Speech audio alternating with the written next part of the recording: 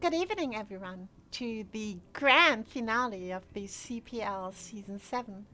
We're going to watch the Tier 1 matches, -1, that was already cast, from DestrucToads versus Flying SCV. With me is, as always, my loyal co-caster, Brewcrot. Say hello. Yeah, hello everyone. And yeah, we're going to jump right into it. First map is... Oh my god, is this Polypoid or is it Fighting Spirit?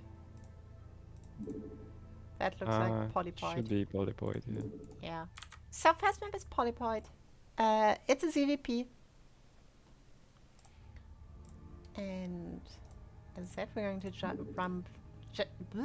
jump right into it. In the 7 o'clock position, in the color yellow, playing as Zerg, we got Bold Eagle. If I'm not mistaken, he's playing for DestrucToads. And in the 11 o'clock position, in the color blue, playing as Protoss, playing for the Flying SCVs, we got Zumpy. Alright. Do you know any of the players?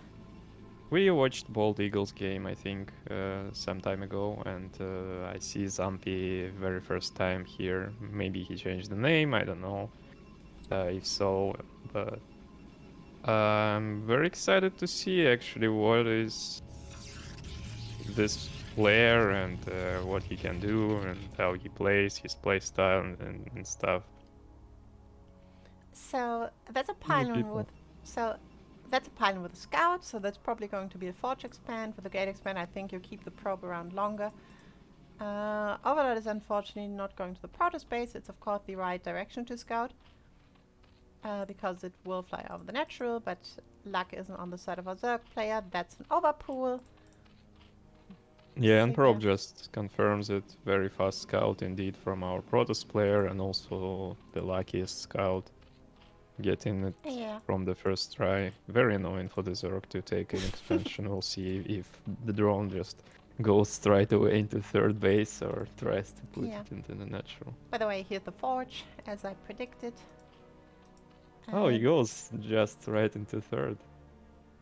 Or looks where? Like he's going to scout with that drone. And yeah. He's sneaking out another drone. Did Zumpy see this? Oh, it's going yeah, right. Oh, that was lucky. Yeah, that was you didn't super lucky. Yeah, that was like a millimeter. Okay, well, it wasn't lucky. It was well done. He really snuck this out at the right moment. Yeah, now this drone confirms that this is a forge opening, and Bold Eagle should feel safe in the beginning, not making any more links other than those two. He needs to take his gas in time and be ready for player.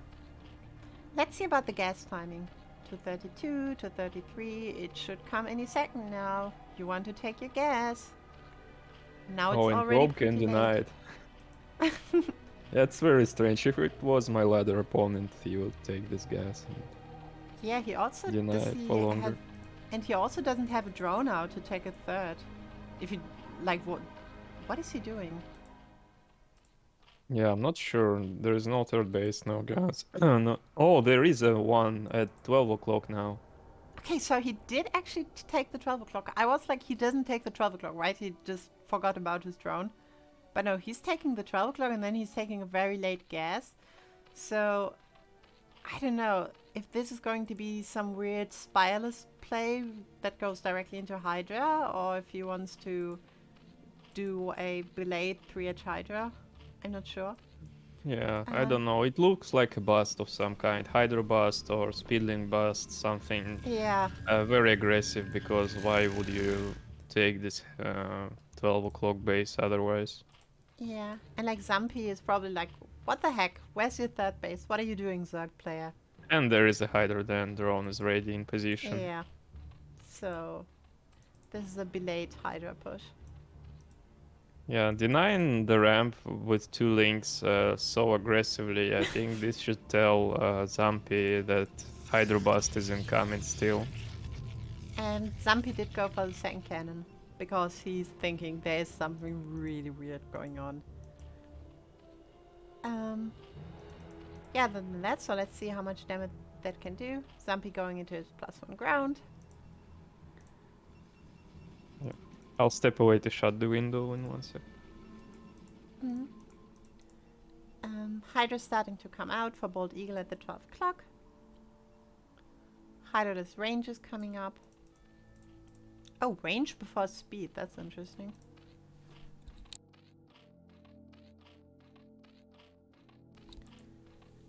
Proper still is trying to scout. Is not seeing anything really like. Still checking for thirds. Now he's checking the close position at the 9 o'clock. Yeah, this doesn't look like he suspects that something is wrong, like where resources would go, wait, because wait. there is no hatchery. There's a lair coming. Yeah, this is What? strange. I missed the layer because I So, didn't look. does he just want to push like with a handful of Hydras that are slow but have attack range? What? So Yeah, this looks strange to me. So maybe he's just faking it. Yeah, he moved 3 Hydras from 12 o'clock expansion, so there's some serious mind games going on. Yeah, because Zampi's probably like, where the heck did the Hydras come from? Yeah, he revealed this location somehow of the proxy, or at least make it seen that Hydras are there, hatchery Yeah. somewhere nearby, and now Zampi is forced to make a lot of cannons. He should be fine, of course, against this Yeah. attack. I mean, Zampi's kind of overreacting to this, like... I mean, he sees that there are no Hydras coming from the net, so you should know that this is like a one-hedge Hydra push. And the Hydras are like... Oh, okay, he cancels. now he canceled a cannon. He needs to cancel the second one as well before it's too late, but maybe he waits for some more time to see if anything else is incoming. Yeah. No causes out, so...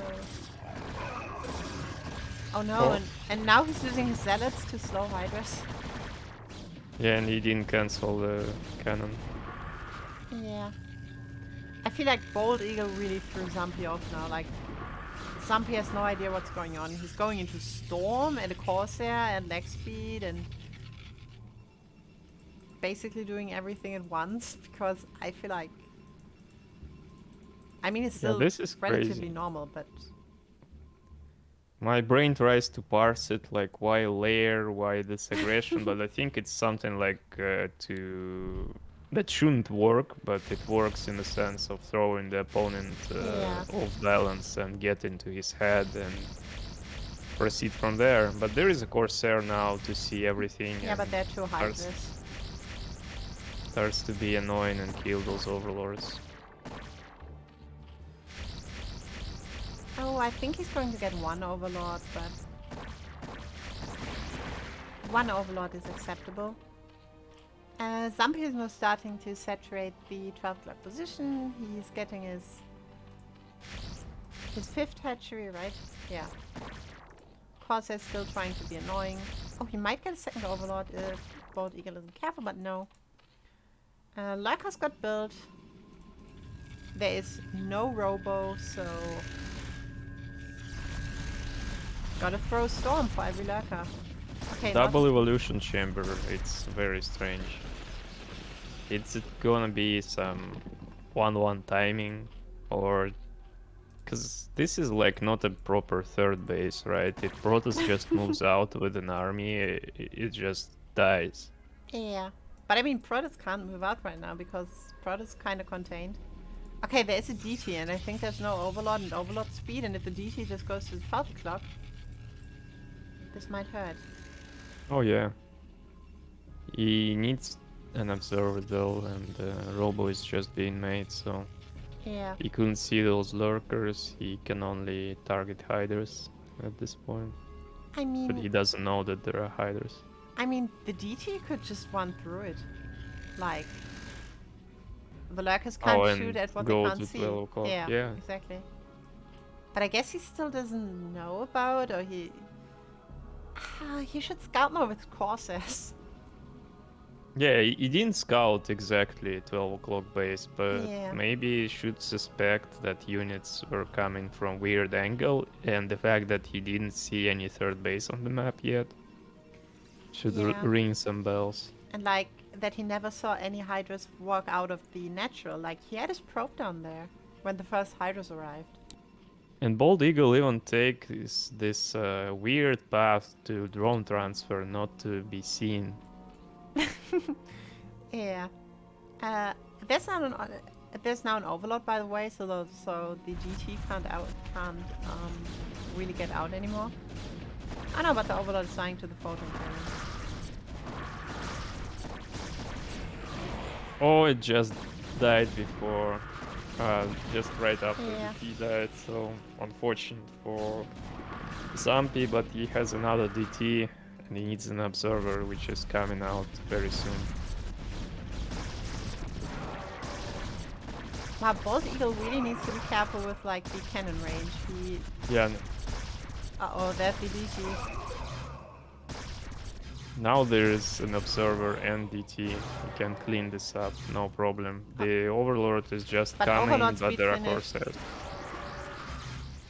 Yeah, can those Corsairs be in time? Yeah, I think they can. Yeah, but it. there are also Overlords coming from the 12th stock position. Yeah, right now this is kind of denied, and the Zamp is still contained by those lurkers. But the Corsairs can kill. Okay, there's now a bunch of fighters which should be able to protect the Overlords. Okay, 1-1 is almost done for Zerg upgrades, and when this kick in, it will be very hard to fight Hydras with lurkers spread like that. It's a really, really weird game. Yeah, this is very strange. It's really hard to understand. I would just I understand why Zampi is like reacting in such a way, and he just never faced something like that. Probably never, even on ladder. A sixth hatchery is coming up somewhere. I guess it's in the main. No, was it cancelled? Where's the sixth? Oh, okay. At the mineral only. Some storms are coming in, cleaning up some lurkers, but it won't be enough for now. He needs to also kill some buildings to get out of the base, Zampies, and this is like a very nice position to contain because it's like in the arc. It's like you move into tight choke into the lurkers that are spread. Very hard to break. Okay, Bald Eagle is now kind of trying to kill a few lurkers, I guess, with the storm, but not really that successful. And like, there's another batch of lurkers that was just finished. Oh, nice snipe on the High Templars. For some reason they always want to get in front and fight. Get sniped easily. There's another attempt, but I'm not a big friend of just like walking the zealots into a lurker field. with like 2 goons that are supporting. That didn't seem like... Yeah, nice storms, but Zampi lost all the Templars for that and didn't end up killing neither Hydras nor Lurkers. Some units died, but it's not significant for the Zerg.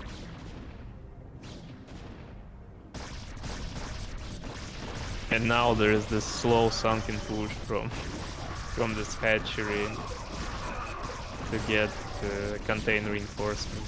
So hard. And must be the game, I think. Yeah, We I are also closing think to an end. this doesn't look like something from that Zampi can come back anymore. Yeah, there is no third base for Protoss. He's only on 2. He couldn't move out of his base because he's contained. There are hatcheries, sunken spores near his base, and I don't know Yeah. what else he can do.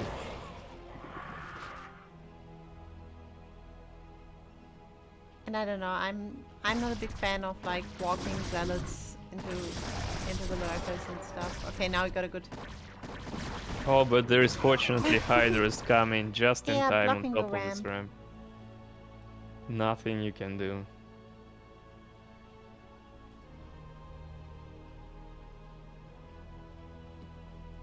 Yeah, those zealots can be annoying. Right now they're on the map and Yeah. Bolt Eagle doesn't know where they are.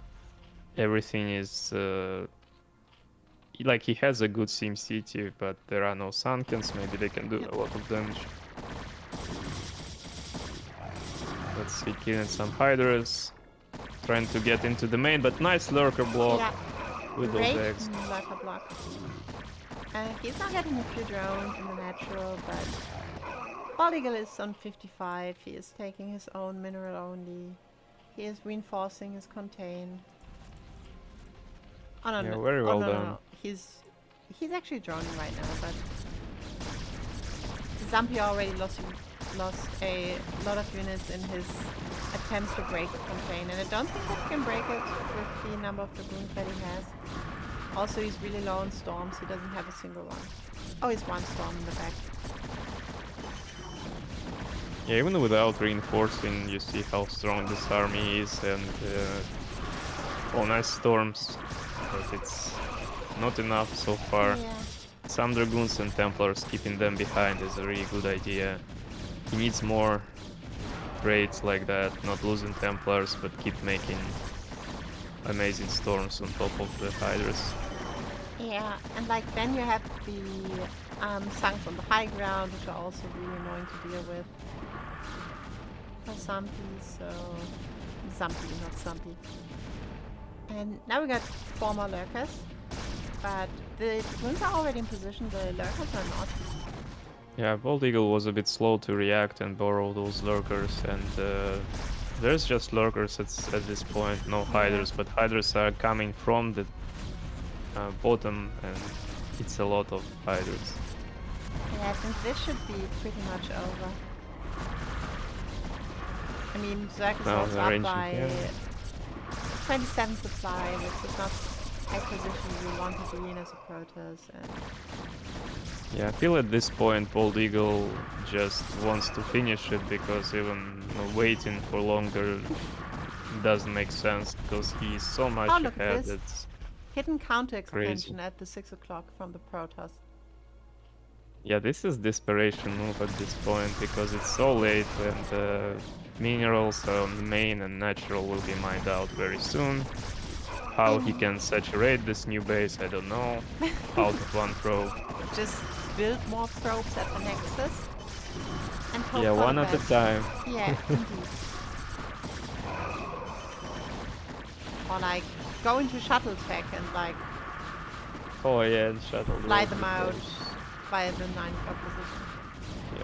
Yeah. Mahad is dying to the cannons, but the Protoss also lost forces again. Now the supply gap is already like 50. How the upgrades? 1-1 for the Protoss, 2-1 for the Zerg. Yeah. Hive tech is finished. Definer mount is coming in. So Yeah, with Defiler there, it can be easily broken with one Dark Swarm. yeah. And Lurkers. So yeah, basically there's just some finishing moves. Hydra's still going back and forth to trade, because Bald Eagle needs to trade, he has more bases, better economy. But he needs not to overextend on top of those cannons, because Templars are still an issue.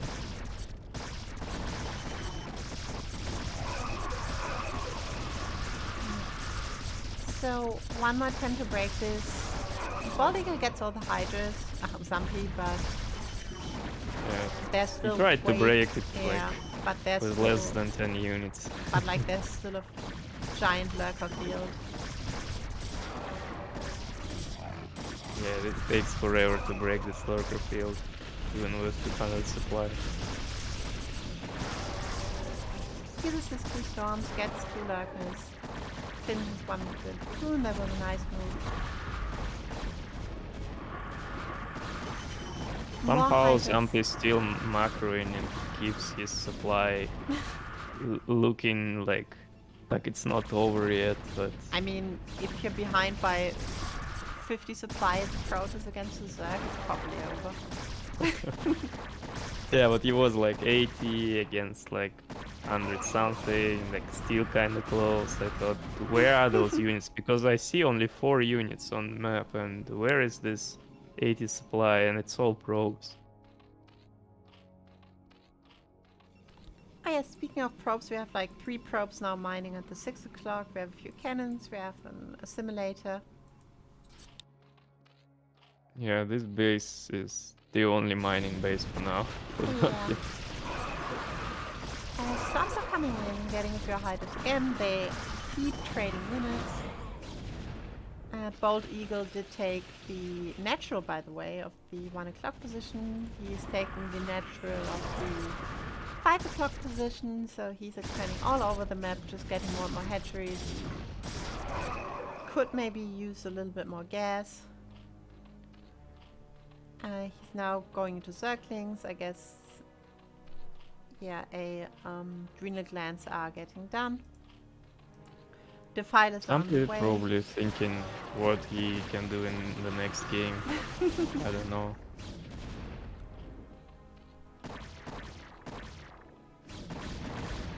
I mean, this all developed really like cause he didn't know what was going on. Like when the first Hydras came, I feel like he was a bit panicking because it was like, okay, I don't see a third. I didn't see where the Hydras kind of came from. Like, what is this? Yeah, and there is an all-in to hatch Hydra, which is very dangerous, and you cannot expand, you cannot like tech, you should respect it with cannons. Maybe this was very confusing. This very part. GG. That's a GG. Baltic takes the game, which means he is in the lead. Yeah, well played. It looked super weird, and the build wasn't even like optimized, because I glanced at resources and this is also didn't line up in my head, but it did its most important task, to throw your opponent off guard. It was an interesting idea. I still don't exactly know. Like, I also feel it's like kind of rough around the edges, but hey, if it works, right? Sure. So next map is Ascension. 3-player map. It's Blue Storm, but in bigger.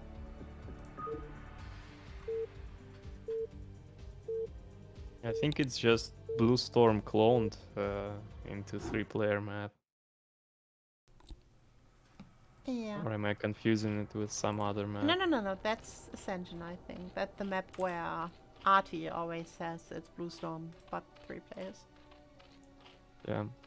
So let me introduce this time in the 12 o'clock position in the yellow. It is Bald Eagle playing as Zerg, and in the bottom right position in olive color it is Zampi playing as Protoss. Indeed. So we're going to look what those players can do in this game. If Bald Eagle is pulling out some weird build again, or if he's going to play or like weird build, but like weird expansion possessions, I guess rather. Yeah, this was a homework, like preparation for sure for this game. So Zampi is going for the pylon again. He will probably forge expand because he's sending his Protoss to scout. Again, it seems like he is going to get the first scout, but in this time Bold Eagle's Overlord is flying into the right direction, so Bold Eagle will get a quick scout too, the natural. That was an overpool again. Yeah, there's the pool. Yeah. By the way, is it still like... Did we have a new meta shift, or is it still like these days a bit weird to go overpool because you go either 9 pool or hedge first? That was Yeah, I what don't know about Return that. said. That was what Return said last time we cast. Yeah, maybe it is a new meta right now. I just don't care in my games. So in Korean, like when I watch Koreans play, they also like have so much IQ and understanding that they switch builds. Oh, you saw this trick again with the drone that Bald Eagle did. It's the same one. He just moved it to the side, waited Yeah. for the probe to to be there and put the hatchery. Yeah, I don't know if it's better to go 9 pool or like what is it? 12 hatch, the other variation, 11 hatch. I don't know. I think you can do both, but as I said, like I only know what Return said like 3 weeks ago when we cast. I think he said that nowadays, at least, the pros go either hedge first or they go 9 pool, and that overpool has fallen a bit out of fashion because the Protoss builds are all kind against overpool, so the Protoss players now have to adjust again to this new thing that Zergs do. Yeah, I really liked the build when you go 9 hatchery into Linolin against Protoss. This sometimes can really catch off guard, especially when they like to open gateway first and be really annoying with zealots and try to annoy you, deny the expansion and stuff like that, and then they die to mass zerglings and that's it. So this is just a revenge build for the zergs that are getting annoyed by those Protoss units. By the way, we have a hatchery at the natural of the 8 o'clock position. Oh, it's again some Yeah, so weird spots. that is again, yeah, I mean, you can do, like, if you play Turtle Zerg, that's a pretty normal position for you to take. Yeah, maybe. I I mean, think it should be the other one, like closer to that. Maybe it's a bit easier to defend because of the ramp, but I'm not sure. Maybe. no. If you play Turtle Zerg, you need a main base that you can expand to behind your natural. Like, if you play Turtle Zerg, you take a natural of a main base. Always. Because that's the whole thing with Turtle Zerg. Like, you go there To take the base behind that for free. Yeah, exactly. Yeah. But we're going to see if this is what he does. He's going to the lair. I think the gas was earlier this time, so he's not doing something super wacky. Yeah, nice position in Overlord into the main to see what is with the tech. He saw the cyber core timing, now he sees the Stargate. Yeah. Zombie going for 2 cannons again, so he's very safe. Prop is still around to scout, but is now getting chased away by 2 Zerglings. Did he ever see the position of the 3rd? No, Zombie never scouted it. And with those forge openings, you rarely can do damage with zealots, and the scouting is limited because it's the only like probe on the map that can be denied by zerglings. And then there's just 1 or max 2 zealots that can do something, but usually they end up just dying. Oh, nice move by Zampi getting into the main base of Yeah. Bald Eagle and confirming the Spire attack.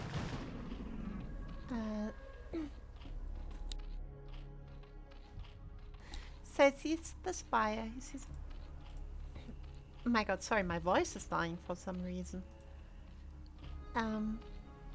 Fourth hatchery is coming up. Gas is coming up. My god, Quad, can you take over? I need to drink something. Yeah, sure. There is the Zealot moving into Gold Eagle's base, trying to scout, but gets denied.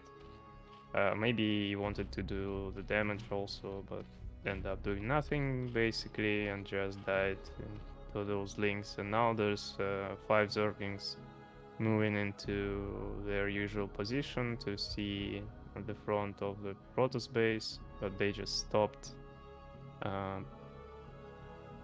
somewhere on the map that is not the front of the base. It was a misclick, I think. And behind that, Bald Eagle goes into 5 hatchery, 6 hatchery even with the Hydra then. So with 6 hatchery, he needs to be careful and add Sunkens if there is an aggression from Protoss. But with this forge opening, I think he should be fine.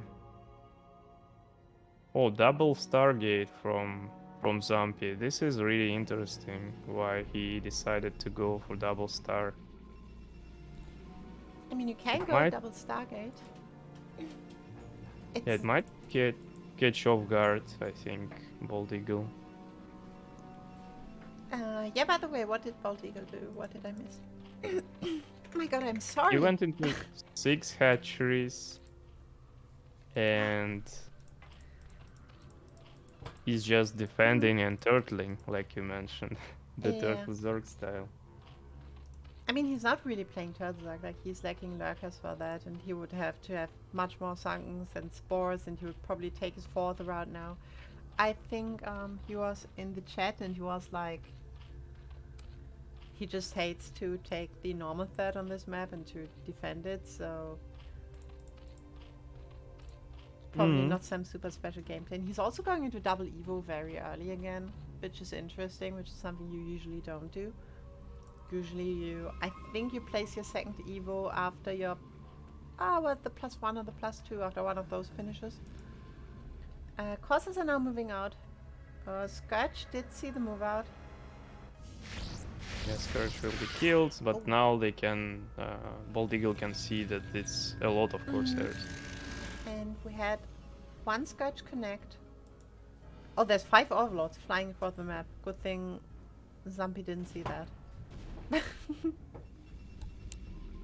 This is so, like, is it a fake drop or what is this? So strange. No, I think that was, I don't know what this wrong ready point or, no, I think he just wanted to get them to the 3rd so that there's no DT. But that could have gone wrong. But he could have made just one there.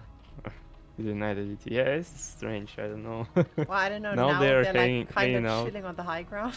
Yeah, in the middle of nowhere. Corsairs are trying to get Overlords, but they have no success, which is really bad, because if you go double Stargate, you really want to get Overlords. You can't afford to not get Overlords, because your ground army is going to be a lot weaker than usually if you only place one Stargate. Yeah, this build is really weird. If it works, it really works. It just supply blocks you forever, and then you feel like a fool and die. Type GG. Oh, whoa. But if it doesn't work, if it's just like you have no army. There's Overlord drop coming, so he's actually really going to drop with the Overlords. Oh yeah, units coming into this direction, but Corsairs see it, and maybe he can react in time.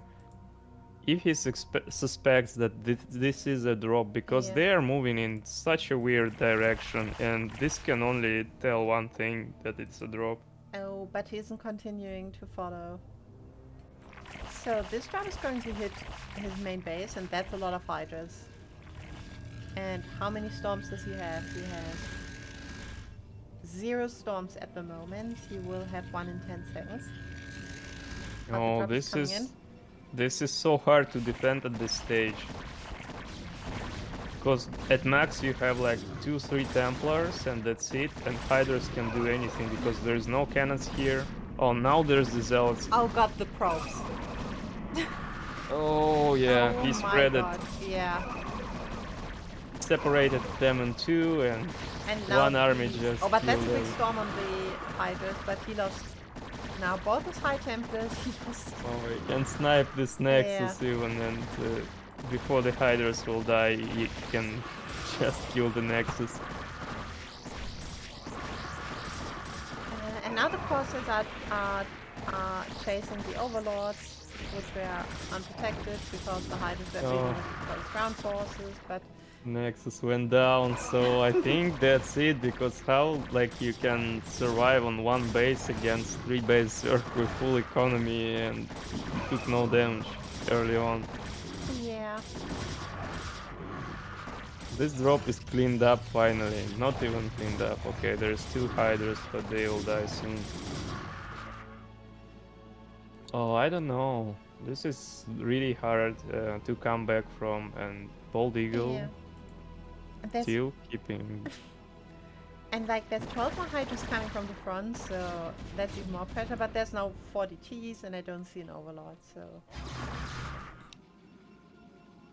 All the Corsairs are killed, to try to deny this drop. Oh, and DTs could not come through, there is no Overlord with the army, but DTs were clumped up. Yeah, very true, so...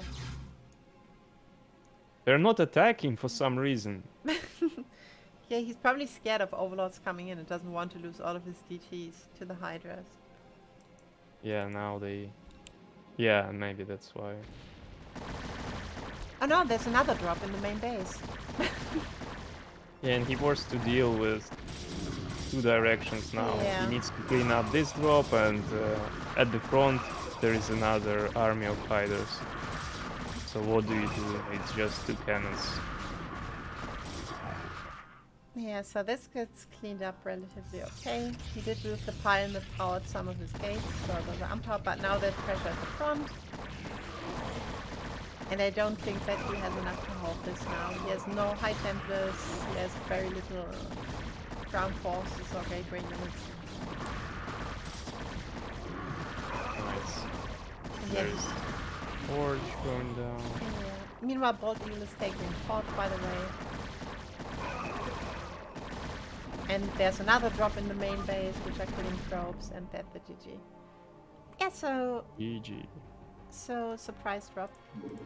Very interesting game plan. You don't see that often, like Hydra drops into the main. Yeah. Only I see it when Tai 2 plays or something like that. Yeah, only people that are known for their weird builds do stuff like this. So Bold Good Eagle to see. gets another point. And DestrucToads also get a point.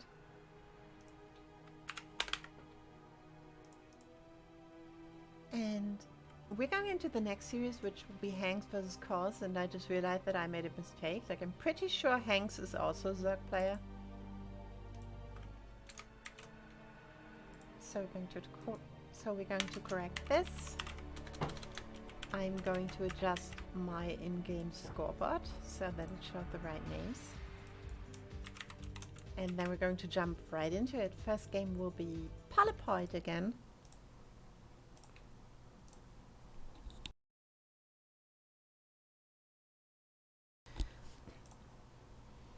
And yeah, I am familiar with Cos, at least a little. He's supposed to have good meter micro, and I think we watched a game of him where it was really great.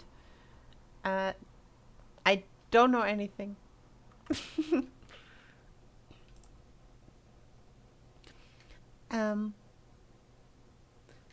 But I don't know anything about Hanks. Do you know anything about Hanks?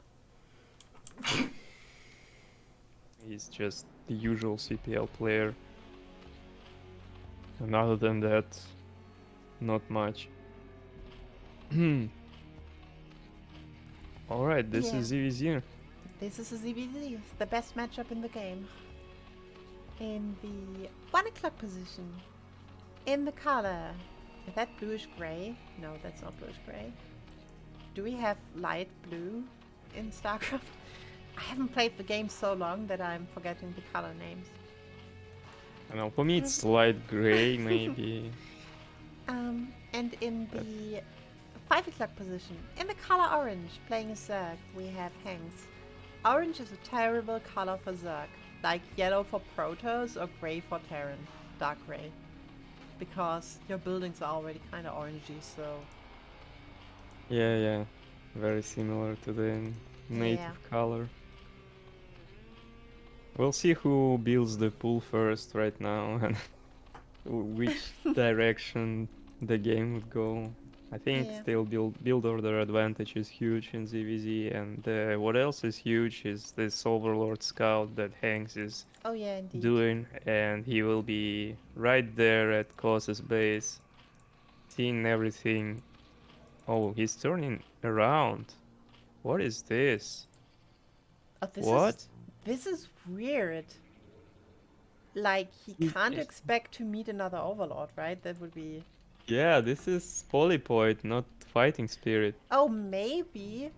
Maybe... So, he's going 12 hedge, right? Yeah. So, like, you don't want to cross Overlords if your enemy is in the 1 o'clock position. Oh, if he went 9 pool, he goes there immediately. Exactly, because you don't want to show that you're going... So he flies to the middle and then he goes away. And I wouldn't be surprised if he, like, once the Overlord is away a little, he's turning around again and goes to the 1 o'clock position. Yeah, this is so smart, those people. Oh my god. so many mind games, even that early into the game. Yeah. And by the way, there was 12 pool from Koss. Yeah. So Hanks should have a little advantage or some advantage in the build order because 12 hatchery is better on paper against 12 pool. Okay, but Hanks doesn't seem to turn around. He's now scouting cross, so I don't know. But I guess it was because of the 12 hatch. Like, why would you why would you do this? This is so weird. Yeah, I also see some people building 12 hatchery and then drone scout, like against Terran, and when this drone scout gets through and sees 9 pool, they can still react and maybe cancel the hatchery, adjust somewhere, prepare drones in advance. So sometimes I even saw drone scouts in ZVZ, but that was on the ladder, of course, not at pro level. So now you see it, like, Koss has a completely wrong idea where the base of Hanks is because he's thinking, for the most part, okay, he's like sending 2 Zerglings to the 5 o'clock position, but most of his Zerglings are going cross because he's thinking, okay, I didn't see an Overlord, so he can't be there. But now he's going to find that Hanks is actually in the 5 o'clock position and that he just did weird things with his Overlord Scout. Yeah, those people are crazy. They confused each other now playing this weird game, like nobody knows where the opponent is, and yeah, just overly complicated the beginning of this game. Okay, Koss shouldn't do anything there, I think. Yeah, he can't. There's such a low chance that those Greylings do any damage here. This is too late. Yeah, but by the way, you're right. This is gray. I'm just not... It looks a bit like sky blue on the buildings. Hanks is now counterattacking with a Zergling. He gets a few hits in. Causes on the retreat. And there's a lot of Zerglings from Hanks. No! Oh my god, I think it's over. He shouldn't fight. I mean, he did drones, so he's trying to win. So he's trying to win some time, I guess. This sunken won't be in time. Yeah, this is over. I think, to be honest, because so many links and there is the reinforcement, and the fight in the middle of the map was just not necessary. Yeah, I wonder if like Koss either thought, okay, it was 12 pool 2, so I'm getting ahead by building 2 drones. And I like how Hanks. Yeah, sorry. and he like can't have that many Zerglings, or of course actually read it as a 12 hedge and was like, okay, I need 2 drones to catch up again. Yeah. But yeah, you should know that you can't just drone at this point in the game if the 12 hedge player isn't droning too. So some Yeah, I wanted guys... to say that Hanks also plugged the ramp, like not going for elimination. There is GG, by the way. Yeah. But just keeping this advantage, like, okay, I deny your ramp, I kill your hatchery, and then I'm still fine because I went 12. Like, so smart. Those True. people. That was very nice. That was very well played. Of course, Hanks also had the build all advantage, and yeah. But great play from Hanks. Great thing with the Overlord Scout if it was intentional. Yeah. If Kos didn't take this fight and realized, okay, it was 12 hatchery, so there should be more drones, more links, why should I fight this? It's impossible, and went straight into the natural without losing his units. Maybe we have a longer game. So the next map is going to be Ascension again. That's the 3-play map, so the chance of someone seeing 9 pool did go up.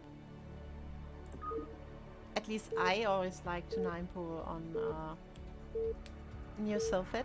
That's the name of the map. Yeah, maybe.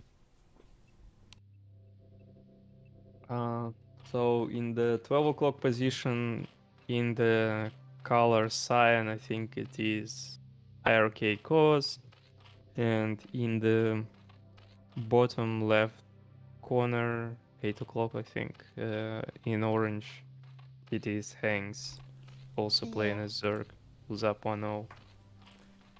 You know what I've been wondering? Is Hanks usually a Protoss player, or why is he called Hanks P? Yeah, I don't know. Those people just change races, names. They don't like to have brand awareness for other people. Never change your nickname. Have Yeah. people recognize you in the community. No. So let's see, we are 9. Let's see, I think Kos built an Overlord. And Hanks did also build an Overlord. Kos is a little bit ahead in his build. Like by a few seconds, so he got a nicer drone split and stuff. Yeah. And maybe the 12 o'clock has like slightly faster mineral gathering. This is also a ridiculous thing in Brood War. Sometimes you get a spot when you just mine faster without Yeah. any tricks like boosting. You don't need to boost, you don't need to do anything. As long as you spread your drones well, you get just faster building. Some advantage in this sense as well. What did both players go? Oh, there's an okay. overlay on the stream. Sorry, just Oh, noticed. still an overlay. Yeah, it was time. Like I couldn't this is my trademark move. I need to do this for the finale so that everybody knows Pancake Prince is casted. Thank you, otherwise- Hanks, that you reminded in the chat, and then I looked at the actual screen. So Overlords are going to cross. Hanks is going to get a bit earlier scout. That were 2 12 pools, I think. Yeah, and there is the hatchery Yeah. from either player. And then Hank's still a bit behind in the build. And we're going to see 6 circlings from both players now that the pool is finished. We're going to see 6 circlings. Hank's build your circlings. Thank you very much. But there's something off with Hank's build, like his lava. Something doesn't... This lava is way too late. I don't know. And now it's not building into anything. Oh, there you go.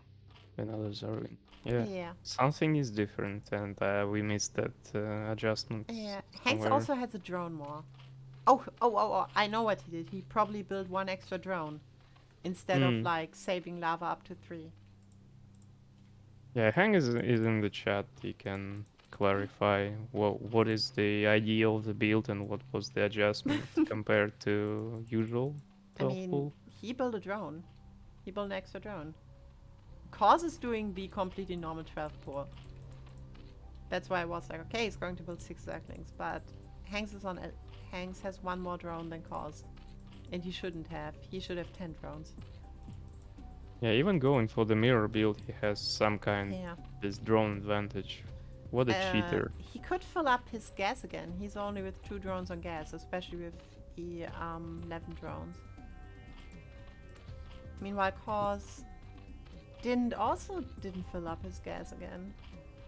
You can fill up your gas again once you started your lair. Yeah. I don't know, he's going to attack again and Yeah. to be aggressive. I'm not sure there is a point in this because you both go for mirror builds and I don't know. Maybe not commit, like try to do something, move back, I don't know, to keep your Oh, opponent that was close. busy. Like, Cause nearly got all of his links caught in this weird nook here. Yeah, but not fully commit because why would you do so? And Hanks just sending Oh, 2 whoa, whoa, whoa, links, whoa. very smart move. I think this is a lot better for Cause. Like, he got the concave, and now he's getting all the free hits in. Yeah, but this is while this is happening in the main, of course, there are 2 links of Hanks Oh that my already God. killed 2 drones. Yeah. So even if this fight doesn't go well for Hanks, he needs to make sure not to lose drones and he's fine. Now he's Oh, losing minus drones. 1. 1, 2. Okay. And I mean, Cause did drone like a madman. He went up to 12. So he's now up by 4 drones. If he doesn't get like overrun by Zerglings now, he should win this game, I think. Yeah. Such a ZVZ game. Yeah. Oh. Action from both sides. Oh, wait a second. Cause doesn't have a spire. Or it was cancelled or What? something. I don't know. And Hanks is already going into Mutalis, so... Yeah, maybe because he went aggro, he decided to go into more link heavy army. Now he's fine defending those links, I guess, but when mutas come into play, I don't think Yeah. he'll be ready.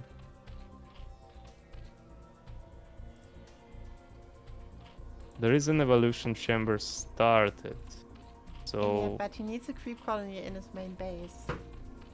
And he needs he's one in his lucky. natural. He's lucky that Hanks went for the Scourge first.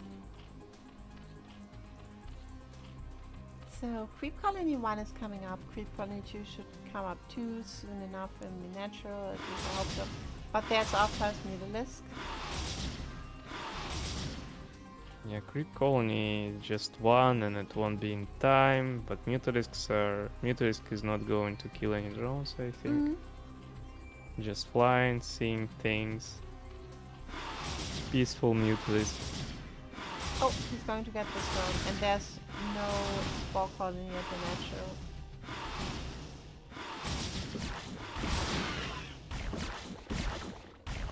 Oh, did he connect into Overlord or what is Yeah, this he Scourge connected hit? in- Oh, he yes, connected yeah, into half HP. Cause is now going into his own spire. And he is Yes, running out his Zerglings. Somehow Hanks has less drones than Cause at this stage. Yeah, because Cause was building drones like a madman during this whole period while Hanks built his Mutalisk count. Yeah, and even despite those creep colonies for Sunken, for Spores, Cause still has respectable drone count at this stage. Oh, there's... Hanks was really low on drones after the attack by Claws with where he won his Zerglings in it at the very end. So, yeah, kind of close. Okay, Mutants are now coming in, fire shooting. Is it in range of everything? I think if Hanks micros correctly, he should get the evil.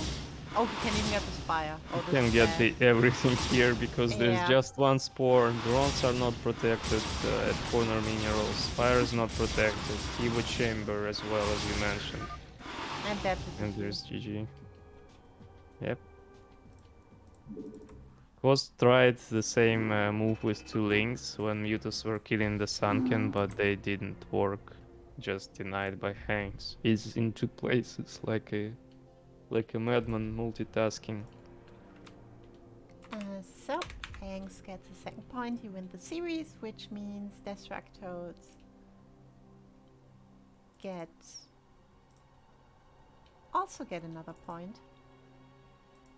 And are now 2, which means the total is 6-4, but I will only tally it at the very end. Next game is going to be DestrucToads versus EXO, which will be a PvT. Alright. Oh wait, I need to adjust. First one's going to be Polypoid, so we're probably in for the long haul. Consider... Yeah.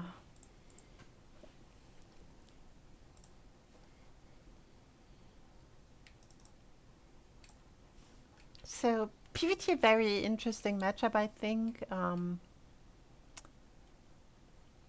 lot of macro going on, definitely, but the Protoss player can set the pace, and the Protoss player can make the game faster or slower, depending on what build they choose and stuff.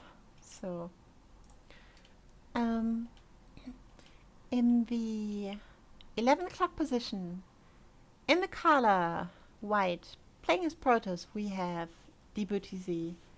And, oh no, sorry, he's in the 7 o'clock position. I thought I was starting in the 11 o'clock. And in the 11 o'clock position, in the color yellow, playing as Terran, we have EXO. I don't know either of the player. Do you know one of them?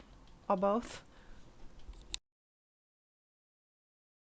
DestrucToads with you or return, I'm not sure. I just remember the name. And that's pretty much it. And EXO also played on CPL. Yeah, there was an overlay, and you did it awesomely in time. So yeah, besides that, not much.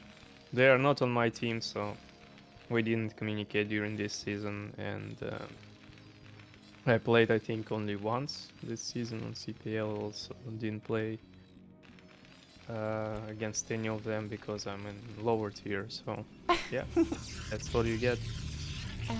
So Gateway's coming up with a Protoss. Supply Depot's coming up with a Terran. That's all very standard, nothing special happening. Next should be a Barracks for a Terran player at 11. Please build a barracks. Please build a barracks. EXO, what are you doing? Please build your barracks. Why isn't he building a barracks? What is he doing? Is he going CC first? That madman. Do you think it can work on Polypoid against Protoss? I have no idea. I'm not a Terran player. Is this a real deal? Yeah, it is CC, but it's he's just going strange. CC first. Wow. That madman. This Like, I don't absolute even unit know of a player. what can kill it, what cannot kill it. It's just something you almost never see, right? It's very risky. Yeah, I think if DestrucToads just sent a zealot, like if he builds a zealot. Yeah. And if the pros will scout it the first try. So this might be a very quick game. I don't know. Oh, he's turning around? No. Oh, and this is Polypoid's map structure. I think he should be there. Oh, will the scouts see each other? No. What is he? What? What is this? Late. It was looking like the scout is drunk, you know. He was just moving in such weird directions, and now this is makes sense. He wants to proxy something. He wants to proxy. Robo. What is this? DT? That's a citadel. Oh, yeah. There is the citadel. It's gonna be DT. Yeah, but Why else would you? Yeah, but what does he want to proxy in the middle, like a gateway? Yeah, gateway. So that the DTs arrive even faster. Nice. What a weird game. Like a Terran player goes CC first, doesn't get punished, then the Protoss player goes like straight into DT. Yeah, and he won't be punished because Zealot is blocking the ramp with Dragoon to hide this thing. So. But I mean, if our Protoss player would have just like scouted and then sent a zealot, he probably would. Yeah. We are up to a longer game, which is not necessarily need to be that long, but it's what we have, and I'm excited to see how it turns out because I don't know if EXO will be ready with DT defense. No comset so far, no engineer bay, of course. It's not for the build, it's only like factories been made, so we'll see at what time DT comes in. And there is already DT making, so there's no time to build a turret and Yeah. no time for the academy for comset, so I don't know. So, but eBay has been made. I mean, he's also going into machine shop, so he's going to have vultures, I guess. Maybe he's going into mines. But yeah, this DT will kinda hit him where it hurts. Yeah, So the DT coming engineered out. vein just ready, but no turrets, and it will take some time to make them. Yeah. And he's not starting them right away, so...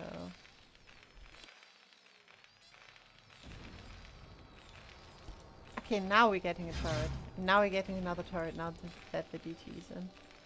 And second DT is not there yet, so one Oh. turret out of two will be finished, no Oh, matter look what. this. Oh, that's a great block. Yeah.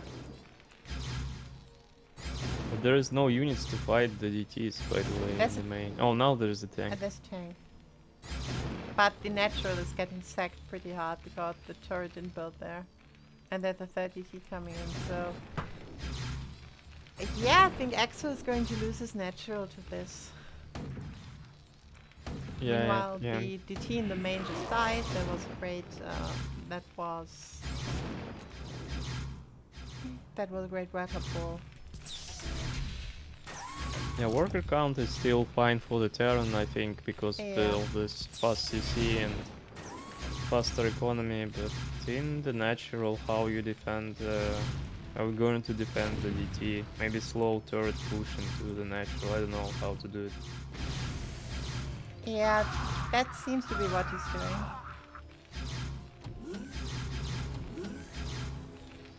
Oh my god, CC is lifted right now. Two DTs can kill the depot, by the way, to the natural, but he decides to go into the main for larger prey, for bigger units. So, and the Buddhizi is actually expanding to his natural. I would have just built 3 gateways and killed the Terran, but hey. Yeah, I think it's also fine. He's just playing it very safe. Vulture is now coming out for the Terran player. Did he research mines already? I missed the mines research, but it wasn't very careful by the Buddhists to lose their his DTs. In that way. There's only one left, but this should be enough to deny any attempts to retake the natural. Look at the CC of Exo. Oh yeah, nice. He's going to sneak it he's going to sneak it to the 12 o'clock position. Start mining there. Mines are now getting researched. There's a turret, there's a factory. A Dragoon sees it because I think the Buddhists remembered that it was flying CC. Yeah. It should be somewhere. Yeah, I think it's very hard for the Terran to pull this back, this game. Yeah, he's a little bit underdeveloped now. Like, he still has a higher worker count, but that will shift shortly. He only has a single base. Yeah, and Protoss is mining from 2 already.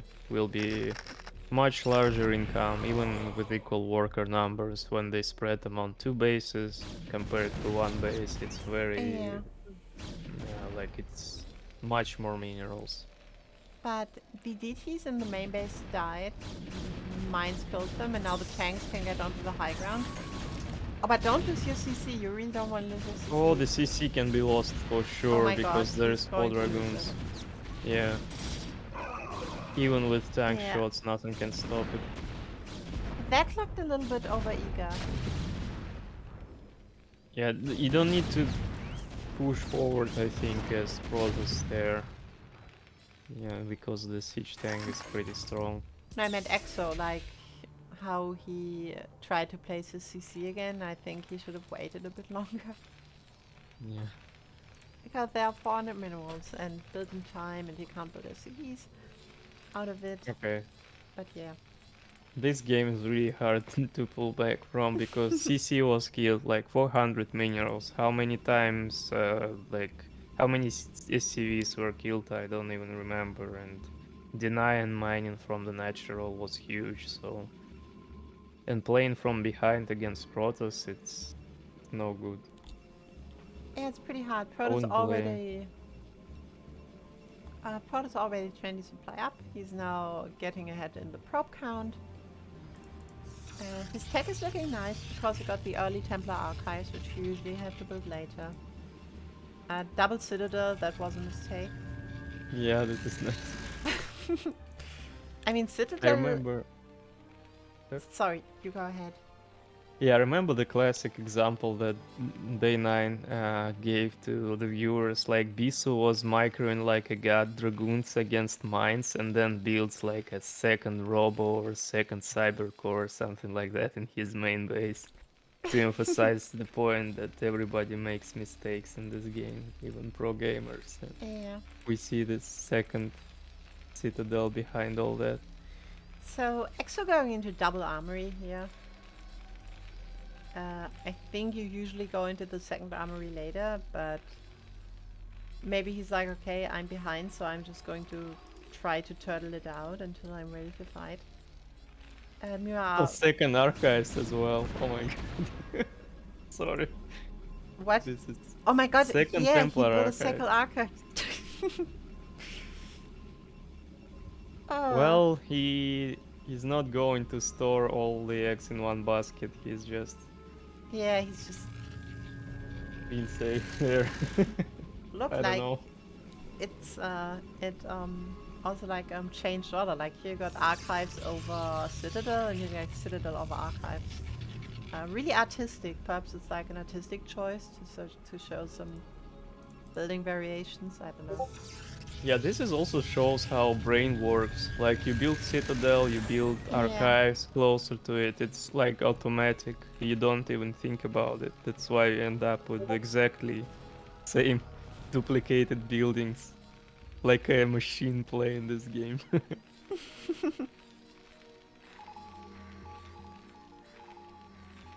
And there's a few scans coming out from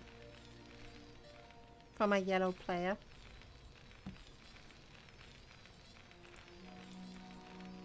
Yeah, okay, Turner established his second base. Adds factories, he needs to add more, I think, judging from what he has left for the resources. Started his upgrades. Maybe he survives until 3-3, I don't know.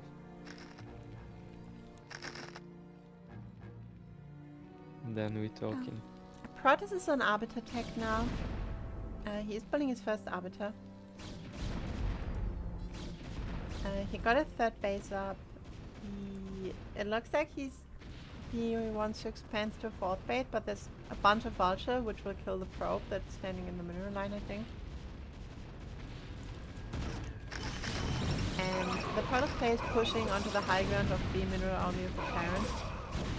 The third base completely denied. Oh, but he lost the shuttle where everything was in, and he only dropped a single salad. Yeah, overextension here a bit. He needs only to deny the third base and no more, I think. Vultures did something? No? No. 0 kills, 0 kills, yeah, 0 kills. Yeah, he didn't actually scout the probe at the 6 o'clock. Clearing some mines here and there. That mine did connect. Yeah, now Terran is like forever on 2 base. He'll be trying to retake his third. Yeah. He can again be denied, I think, if Tiburis pushes in. Yeah, but he's trying to creep onto his third base, onto his mineral only. Meanwhile, the BTZ is just running around with the Zealots and Dragoons.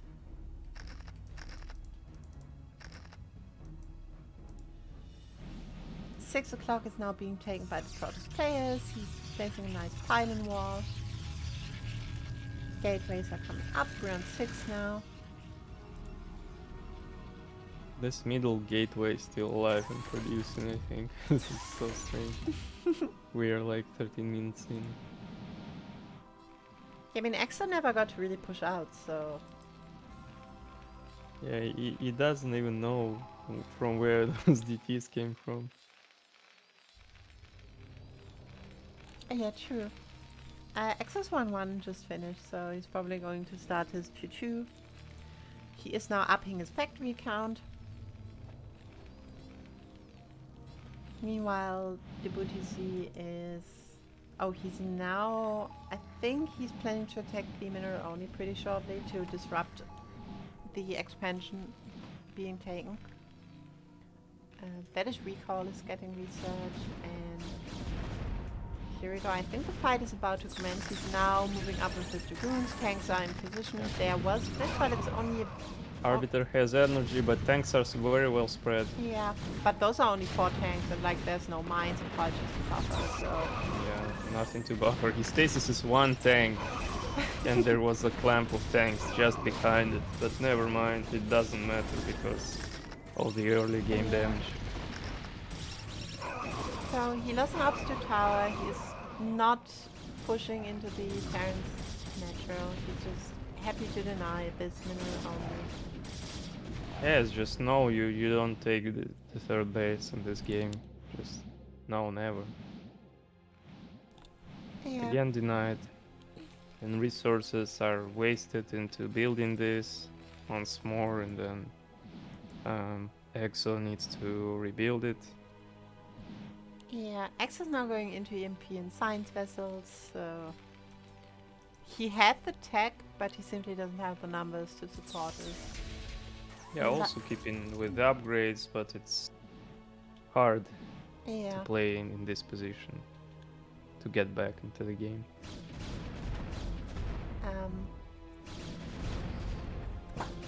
By the way, I think actually from the way that Exo plays it, like if he would have gotten his like macro game going, I think he would be extremely strong. Yeah, and the fact that he's not leaving tells me that he's confident and he's, oh, there is a fight. Yeah, and the Zealots just overrun everything, like... Exo just has not enough tanks to really hold this, and there's a stasis on one of the tanks. Protecting them from the damage. Yeah. Pulls back. Yeah. DestrucToads is now taking the natural of the 5 position, so that. Yeah, just going into the 2nd game after this, when this is over, I think Exo has a really good chance to stand his ground. He's very confident in his late game, and I'd like to see the next one, because this one is just, he's just I think dead. It's almost over, but let's not call it prematurely. He has nice supply still. Yeah.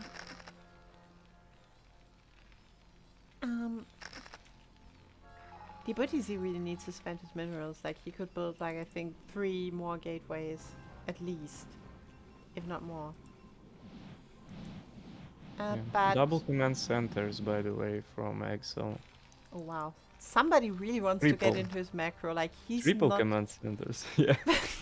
He's really not like, okay, if I can get 1 command center, I can turn this around. He's sure of this. He's believing in himself. That's some... Yeah. I mean... If one gets denied, at least some out of 3 survives, right? Yeah. You can be in 3 places as Protoss, or can you? I mean, maybe the one in the... oh, there was a recall. What? Yeah, Where did this recall go? Oh. What is this? Did he recall into the unbuildable terrain or something? Yeah, probably. So it didn't really go off. I mean, he got a DT in, I guess. This is weird. Yeah, but that was a bugged recall if I ever saw one. Oh, that would be funny if units die, like they land on unbuildable terrain and just evaporate. You just wasted your supply. CC gets denied again. There's simply not enough tanks to do math, and like there's there's another unit group that Oh, is nice. now going towards the 12th o'clock position. Nice spread, turrets, everything, but just not enough units from Yeah. EXO to really fight this. One command center was denied, 2 are standing, as we predicted. Yeah, the one and the one is still going, but oh my god. Oh no, those are SCVs. Like, I was thinking that the things moving are like zealots, and he like had the absolute star sense, and it's like, oh, you probably built a base at the 1 o'clock, but he didn't. Goons are still murdering away in the 12 o'clock position. This can't be saved. Yeah, this is second denied CC, Yeah. but there is a third one that's already mining. Axel is still trying to hold on. There's some nice matrices in defense. But the CC is going to die right at this moment.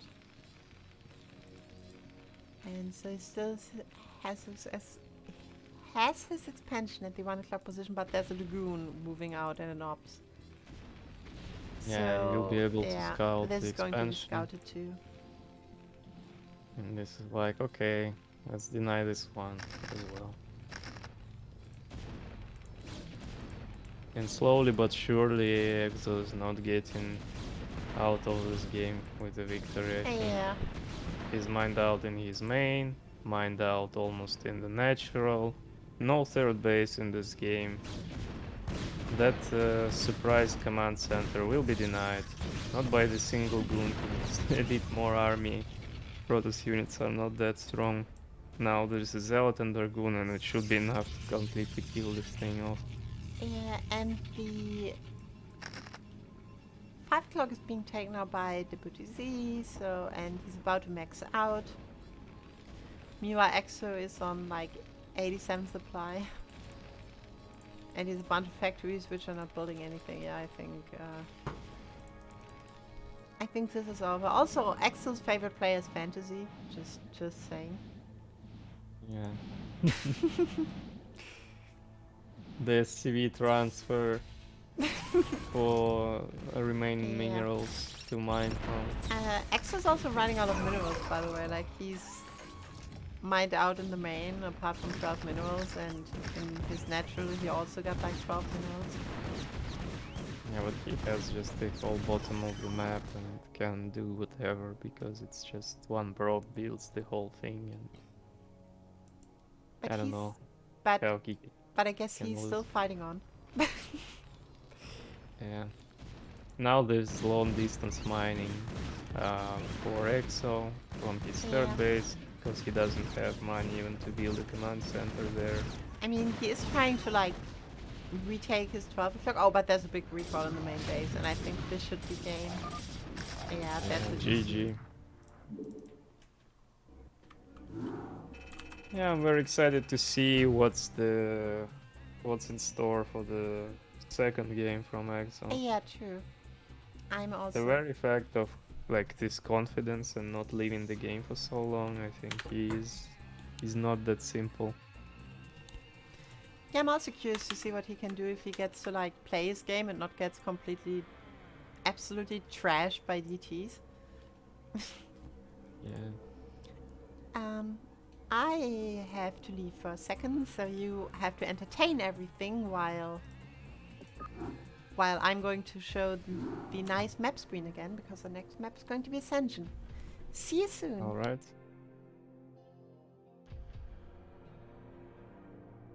So as for Ascension, I don't know how this thing goes, but usually it favors some kind of Terran push. Maybe 2 factory or 2 base push with some timing. Like 1-1 timing, or I don't know what is the usual things to try on there, because this is there is like a choke point at the natural, and it's high ground into low ground, so it's easier to siege tanks and push into the Protoss natural. Maybe we'll see something like that. I don't know. We didn't really see what Exo's plan is. We only saw that he's macro player and he wants to get into a longer game. He's confident in his mechanics.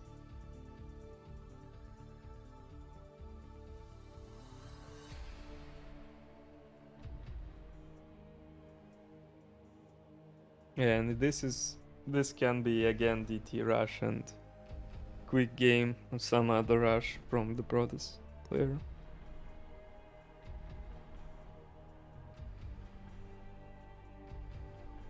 Also, it's there is a safe space for rush because you have one game in your pocket, so you can risk into the next game doing something crazy and unexpected, and if it doesn't work, you play third game. But again, it can be risky because what would you do in the third game if you're confident in early game and not confident into the late game? I'm not sure how Debutis manages late game. So if that rush wouldn't work, what would have been the game? I am back, We'll see. and the game's open.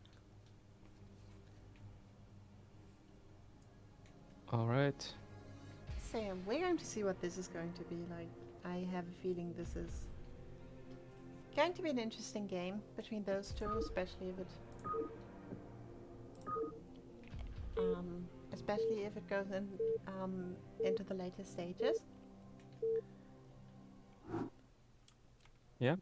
And the game started, and I'm going to remove the overlay. And we have cool Terran music, which is always nice. Did I do the introduction last time, or did you? I think it was me, right? Because I switched up the position of the players. Oh, okay. I don't remember, to be honest. So in the 12 o'clock position, in the brown, playing as Terran, it is Exo, and in the bottom right position, in the orange, playing as Protoss, it is the Buddhist. Yeah, it was you, now I remembered for sure. I prefer to pronounce the name wrong, but you can do as you please. Yeah, I don't know how to pronounce, by the way. It's not just I know things and I'm confidently pronounce my way. Hanks just said it in the chat that I prefer to call it DestrucToads because, like, I don't know, people need to go into horny jail. That's not my problem. Okay. So Python Pro for the Terran, Python for the Protoss player. That's already standard. We're going to see a gateway, yeah. The question is if Exo is going to build his CC again, or if he's this time going to build a barracks. This time it's a barracks, so a lot more standard than last time, a lot less risky. I mean, it's a 3-player map, so I get sentiment. Yeah, there's the gateway, the usual stuff for the Protoss player. You watched it. Well, that's some chat in the game. Not only double Citadel, my dear. You also got a double Archives. Yeah.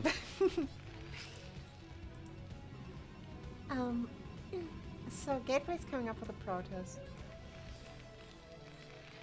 Refinery's coming up for the Terran, all very standard. We're going to see what kind of expansion he's going to do. I guess it's pack expand, but you never know. Yeah, barracks is in the right place. Completely safe this time. Safest possible opening. Yeah, factory's coming up. He isn't pulling an SCV.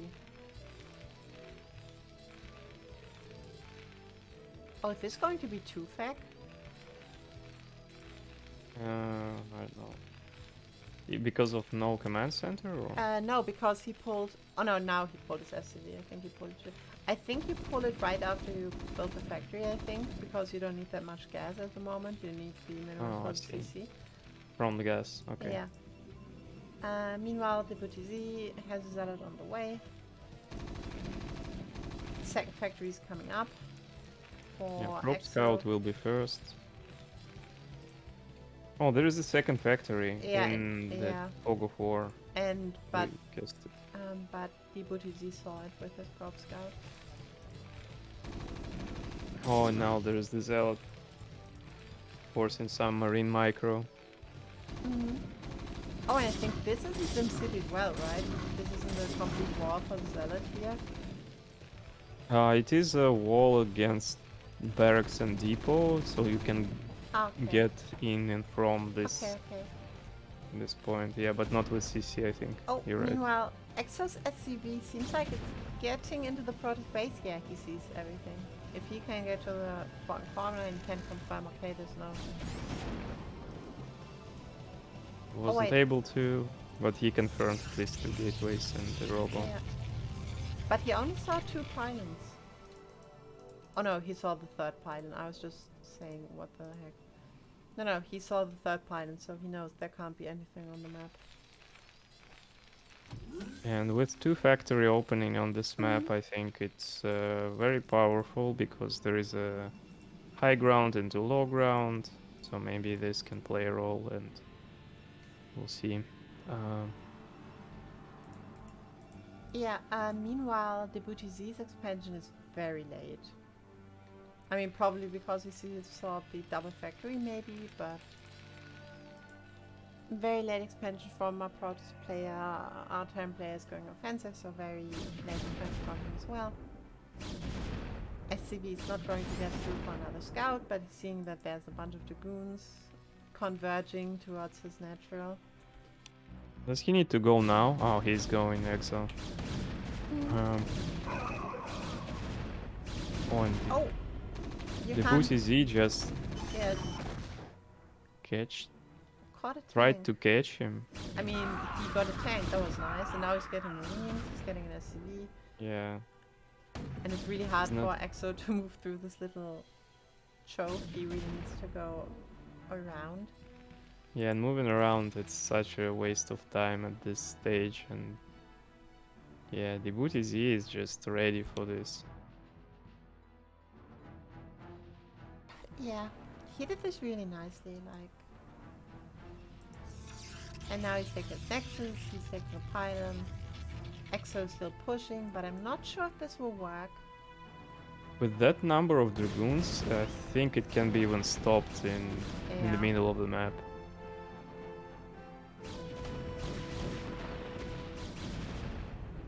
Yeah, I think Exo should just pull back. This is getting really bad.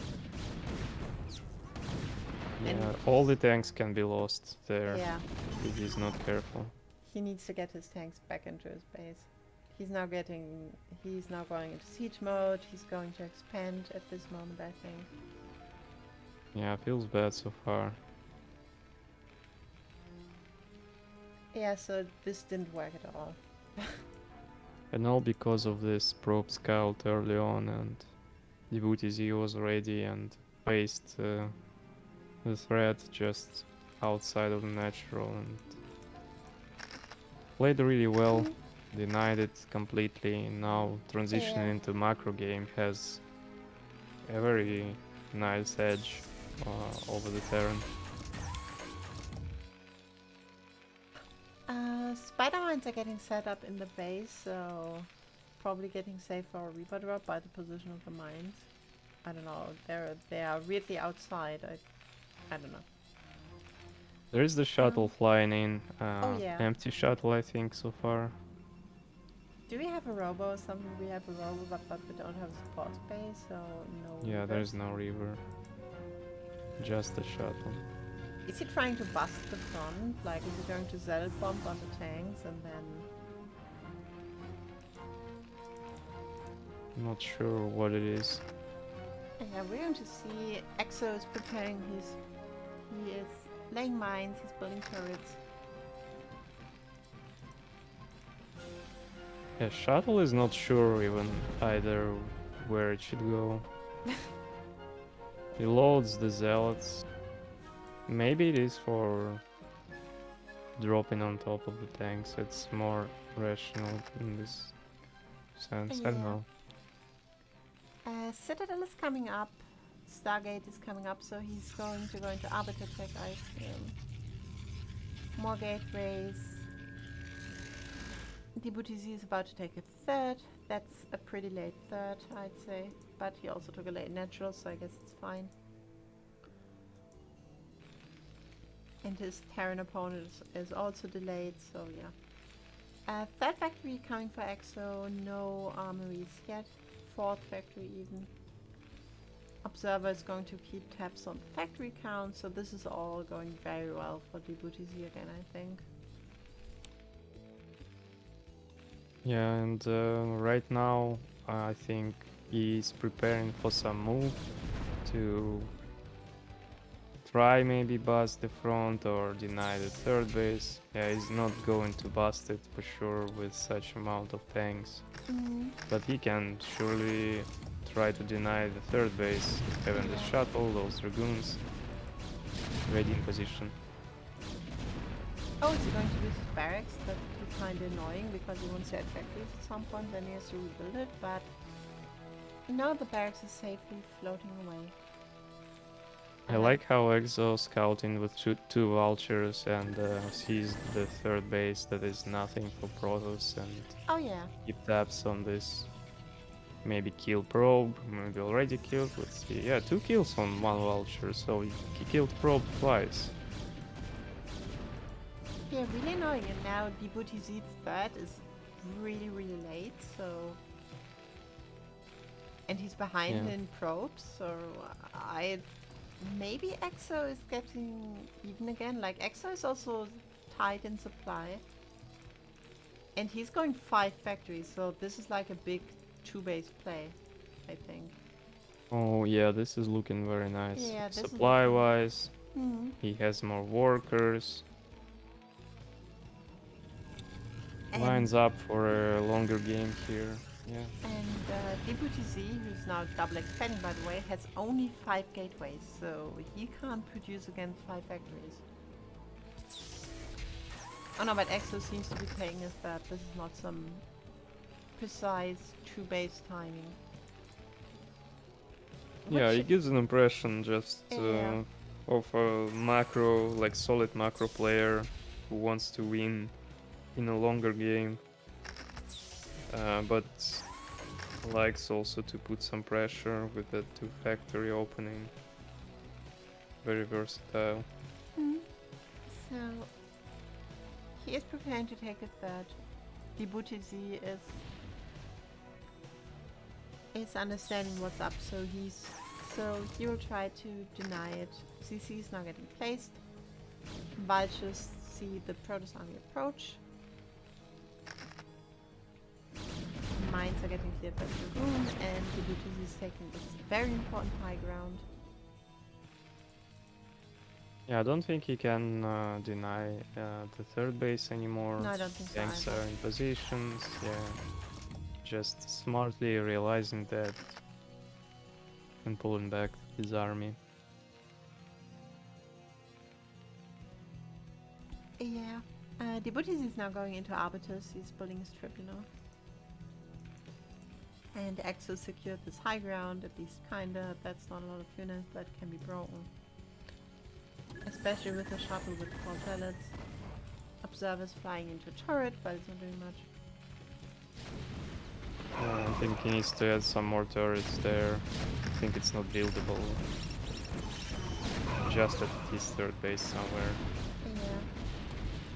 But there is an attack coming in and some tanks are cleaned up. Nice drop on top of the tank, all the zealots. They get cleaned up, but there is no vultures to buffer for the tanks. Now they're coming in, okay, it's fine.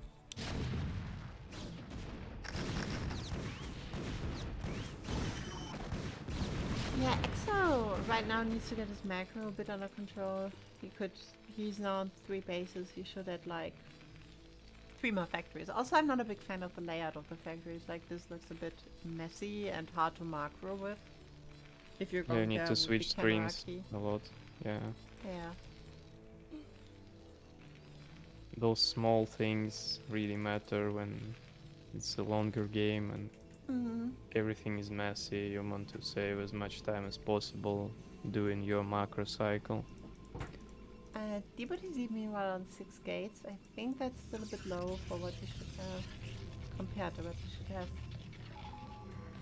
But he's now going to stasis. He's building another arbiter. I think he has one already, if I'm not mistaken. Oh no, it seems he still has only...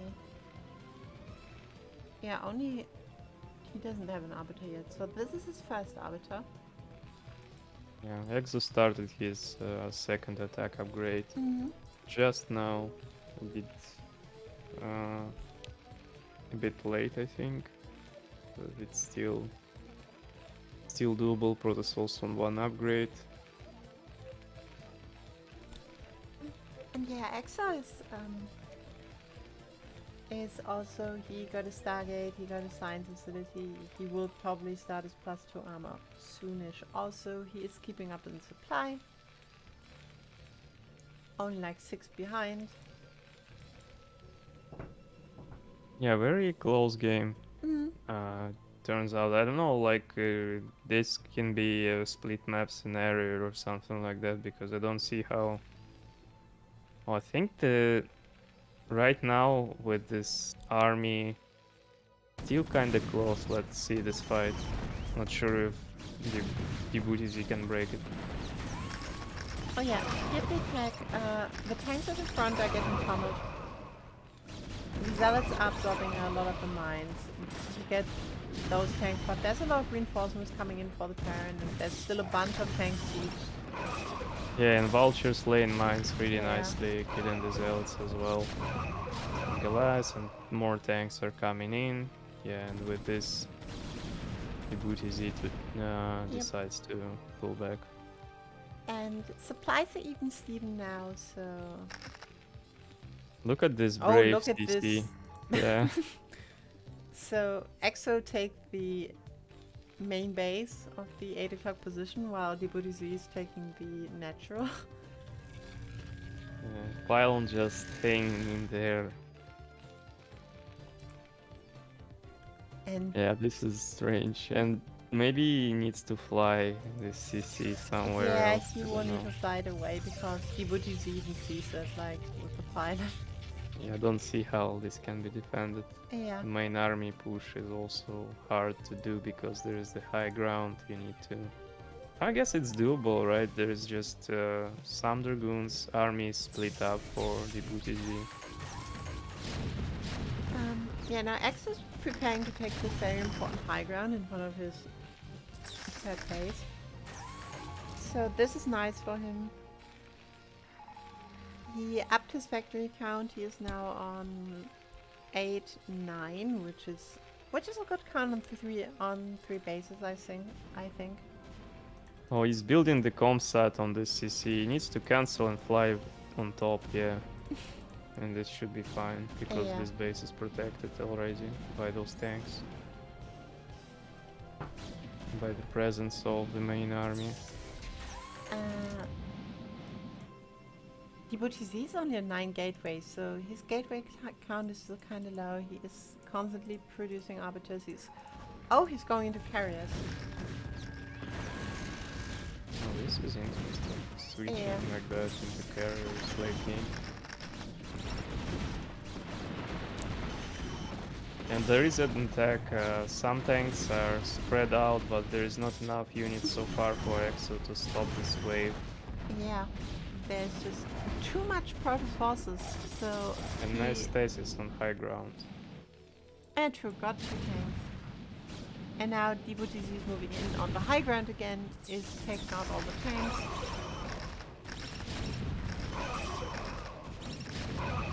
Yeah, but I don't think he can push into the low ground because Yeah, there's there's just too a many lot of tanks. I think He's Exo losing was a lot of army.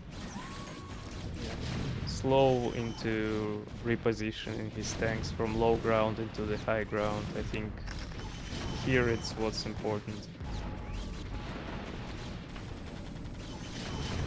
Yeah, and the first carriers are getting built. We're seeing increased carrier capacity, air weapons. are coming up, but the Goliaths are going to be 3-3 once Exo starts his next upgrade cycle, which he's doing now. Yeah. And he's going to land this CC. He needs Yeah. to push more tanks onto the high ground and spread them nicely. Is taking his 4th base.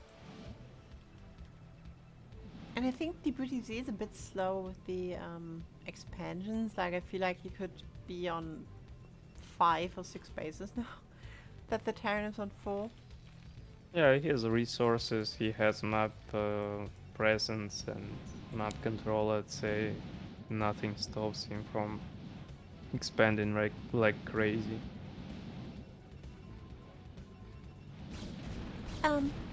Though... Oh, there's a dropship which gets killed with 4 vultures inside.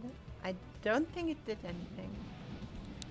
Yeah, I missed that as well. And finally, Exo, I think, is going to push on the map. Yeah, Exo is converging for 1 big attack. I mean, he isn't even maxed out, so it makes sense. Yeah, he has two upgrades. 3rd upgrade is like halfway done. Yeah. Does he have sciences? Yeah, he also has sciences, so he can see all the stealthy units of the Arbiter. EMP is getting researched, so it's also nice to drain the units of the energy. Yeah, needs to control group those science vessels. There are 2, but they are kind of weirdly spread. So, big attack coming. Tanks are not spread, and that's a big stasis. Oh, this is just huge stasis in this clamp, and now there's storm. Oh my god. Oh my god, that was... Wow, that was brutal.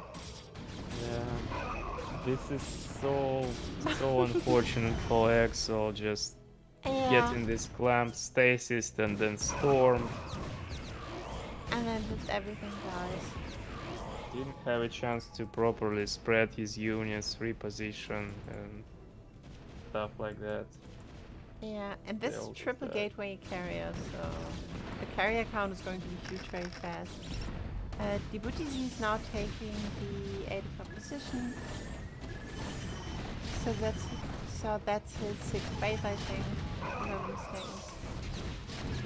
Fight still continues. He didn't get all the stasis tanks, which is unfortunate. I think he would have liked to get those. Yeah, but he got a bunch of tanks still. It will be hard to remake all that. But he won't be remaking tanks, seeing those carriers soon. He needs to transition into Goliath. Goliath heavy army. Oh, meanwhile, These 2 he's carriers. starting to attack the Terran main base. Oh, with there's his 4 4 already. carriers. Yeah, nice moves like that, because as Terran you need to move either all your army into the main or just gather some units and then But I mean, move. And now then- Exo is counterattacking the 7 o'clock position. And DestrucToads has no troops to speak of. He now would have to move all of the carriers there, which he is of course not doing. Yeah, his ground army is not that strong to defend this because he transitioned into carriers. But the upgrades, I think they weren't denied. 3-2 right now. Yeah, the 2nd armor upgrade was denied by those carriers. But the attack upgrade and then the 3-2, which is pretty powerful for Terran units. Yeah. The attack upgrade is much more important, I think. Having 3 attack. Yeah.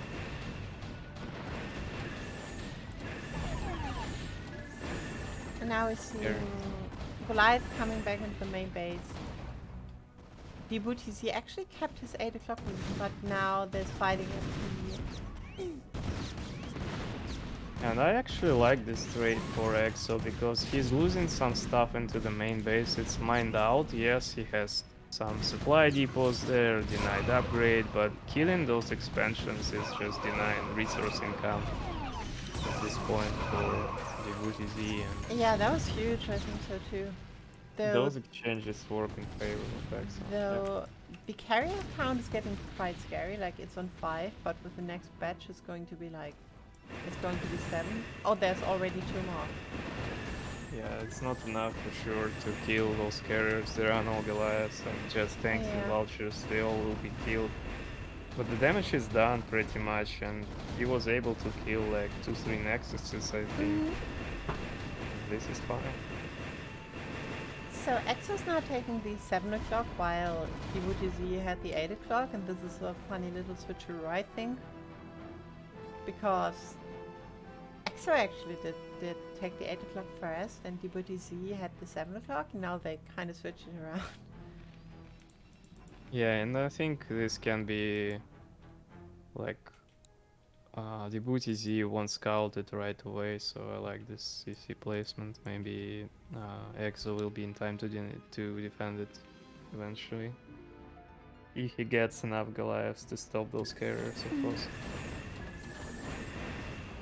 Speaking of carriers, they're now moving out, but there's a bunch of Goliath with... Yeah, and the SCV transfer just telling where the expansion is at, Yeah. so it's gonna be denied. But I mean, Exo can do some SCVCs on 74. That looks like at least 10 too much in my eyes.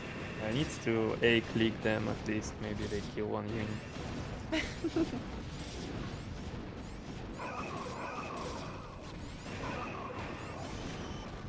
And pushing from the top, Exo's army looking so...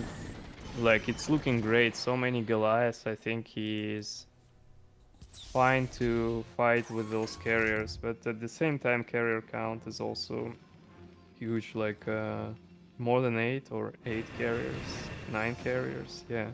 This is a very strong army as well. Yeah. But the upgrades aren't as good as the Terrans, And CC got killed, and this is the only mining base for the Terran, by the way, because oh, every other base was mined out. I mean, don't worry this though, is he has dicey. 2k. But I mean, the Protoss is also losing bases, like... His mineral Yep. only that is mined out was just killed, his... What is this? His like 3 o'clock base is getting killed, and he only has like this 2 o'clock base. Yeah, they're both out of resources, but Terran has bigger bank at this point, Yeah. and Protoss, the good thing for him is just one mining base at 8 o'clock somewhere, and this can play a role if the game gets a bit longer. Yeah, true. Protoss units are getting started on the high ground here, where the Protoss base was. Carriers are continuing killing SCVs, but they're now moving back. Yeah, right now I'd like to see him spread these units one to get... oh, there's carriers, never mind. And Exo just scouted the 2 o'clock position because he sent his CCs there, which is now getting shot by a photon cannon. Yeah, he should send some units there, which he does. They should deny it. Yeah. But fighting those carriers in small chunks like Exo has right now on the map is not ideal because he can be out of position and killing, like losing a bunch of Goliaths without any income is not going to work very well for him. Yeah, true.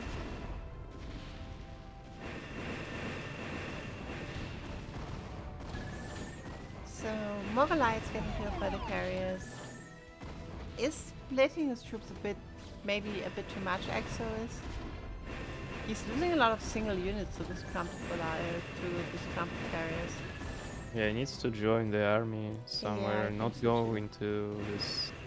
I guess he's just saving time or something. He has some ideas to drag this game over until he gets more supply, I don't know.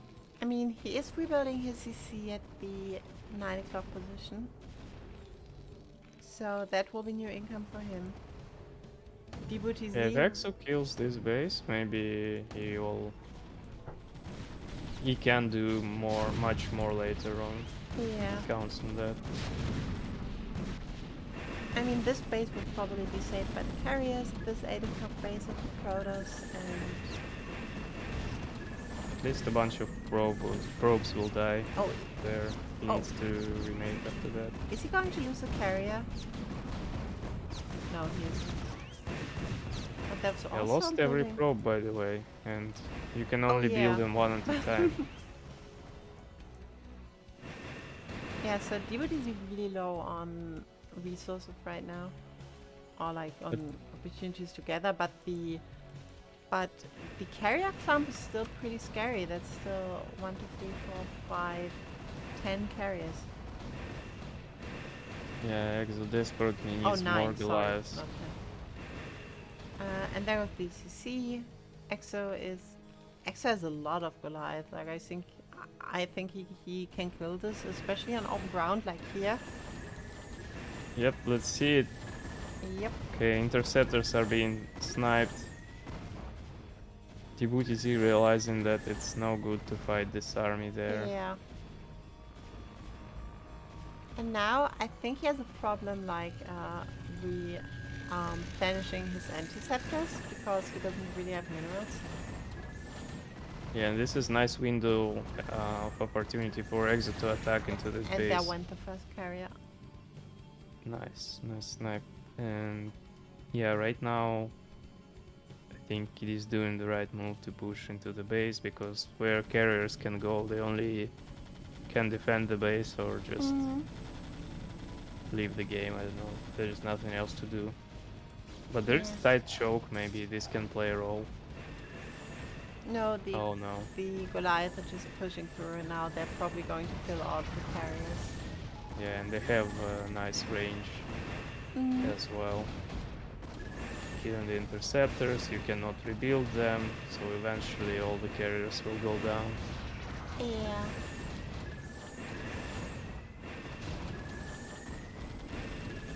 There's a counterattack, by the way, at the mineral only, but it's just a few dragoons shooting away, so... I think dragoons are not going to stop this. And there's another carrier gone, and I think there's going to be another carrier gone soon. Photon cannon getting finally killed. And there's now only 4 carriers left, 3 carriers left. Yeah, I think 2 we're about to carriers see the left. GG from Djibouti Z this time. Yeah, I think so Well too. played by Exo. As we expected in the macro game, he's just a beast. He pulled through, played his game, very safe expansions. Maybe a bit too many factories before the third, but hey. And yeah, I think this is over. A lot of SCVs were killed as well, so they both have no income. But Exo has more potential, having standing army alive, and CC is going to be mining soon again. Yeah, but Exo also lost nearly all of his SCVs now. Yeah, they both kinda... Oh, there's a GT to kill some more SCVs, and if all SCVs are killed on the map and less than 50 minerals, then it's over for SCV production as well. Okay, I was just thinking like for a sec that there's like no more composite stations, but there's still one that is active. Yeah, now it doesn't matter because 3 SCVs are mining for Exo, and Djibouti Z has no income other than those probes distance mining.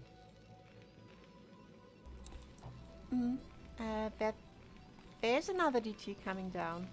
Part the SCV, which will probably snipe a few more SCVs, but I believe Exo had this perfectly under control, and I don't see really what Djibouti Z is going to do. Yeah, needs to be careful though, rightfully pulling those SCVs, not losing any.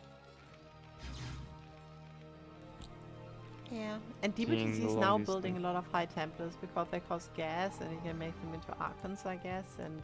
Oh, there's this DT being killed. And like Storm is also pretty good against Goliath, by the way, so it makes sense that if you have a lot of gas and no minerals and you're facing Goliath, to make a lot of high Templar. Yeah.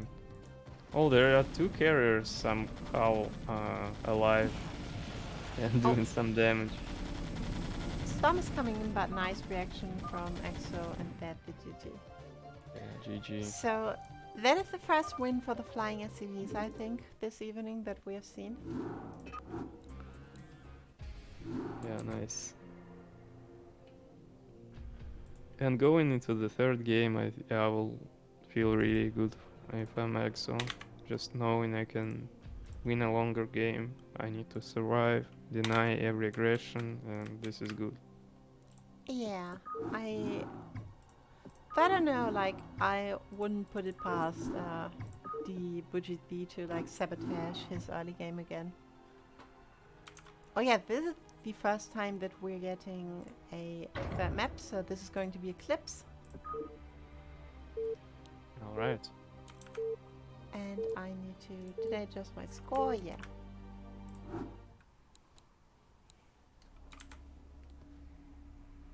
And so, in the 1 o'clock position, in the color orange, playing as Protoss, playing for DestrucToads, we got DBTC. And in the 5 o'clock position, 7 o'clock position, my god, it's late.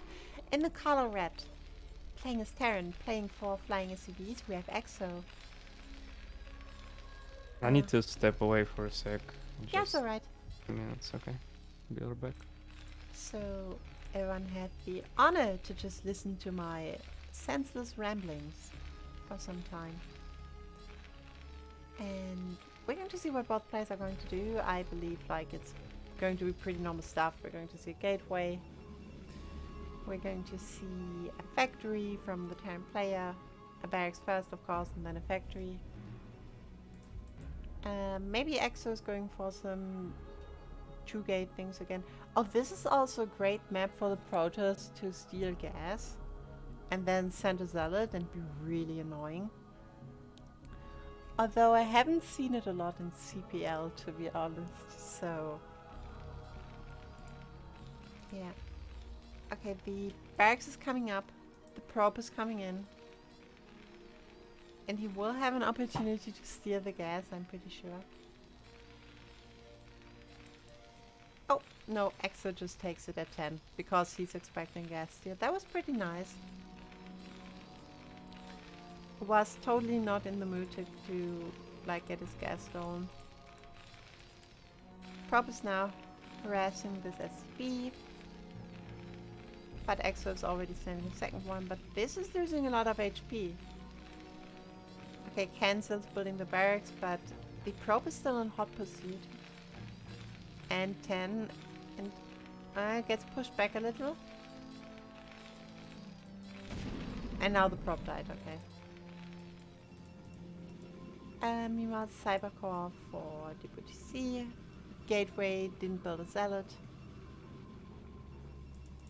So he's directly going into Dragoon production. Yeah, you missed EXO taking his gas super fast because he didn't want to get it stolen. Because the BTC, I'm like 90% sure that like he was going for gas steal. Factories coming up, SCVs are getting pulled, so we're just going to see a factory expand. Meanwhile, second probe is coming along the map because the first one got killed by SCVs. EXO is going to get a full scout before the first Dragoon is up.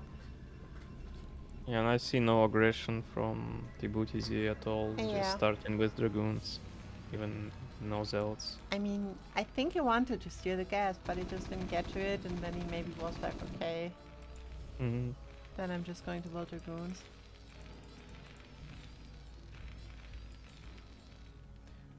Range is now coming up for DBTC, which is very standard.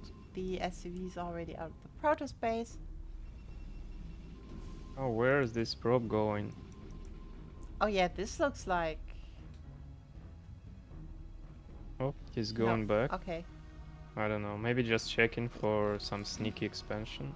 Yeah, I think he just put it there because he was doing something else.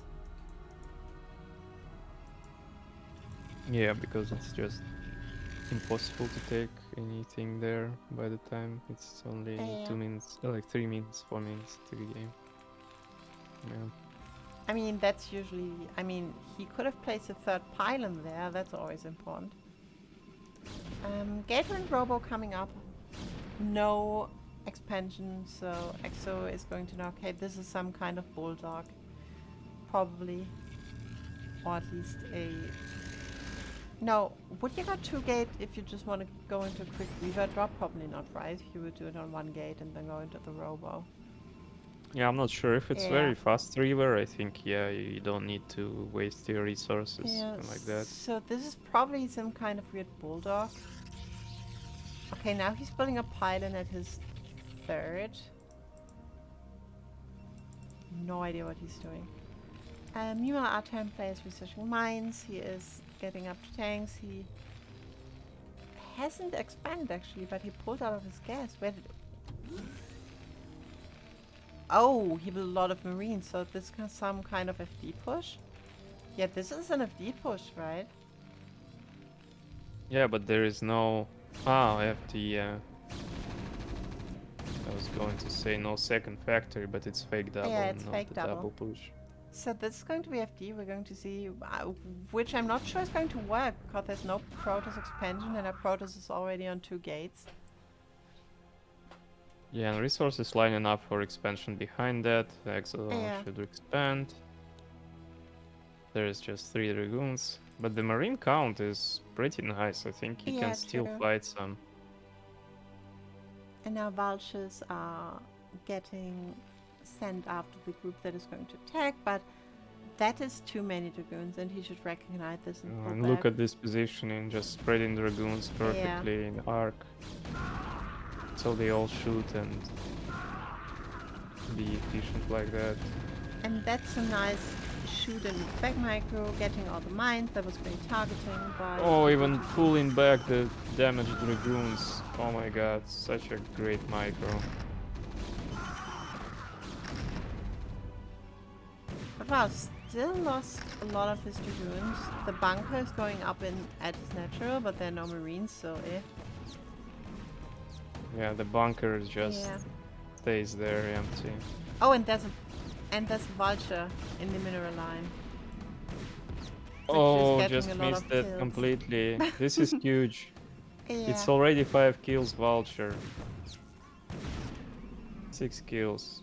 So this FD pod did a lot more damage than I anticipated, considering that the Protoss didn't expand. Yeah, now you need to deal with this vulture, send 1 goon, and there's only 2 goons that cannot fight those 2 tanks. There's the eBay denying the nexts and creating the wall. Yeah, so really nice. Siege mode is now up, so he can just siege up his tanks. And be annoying. I'm not sure about just letting 1 tank, like if you let 2 stay there, okay, 1 tank, just pull it back. Can't really stop anything anyways.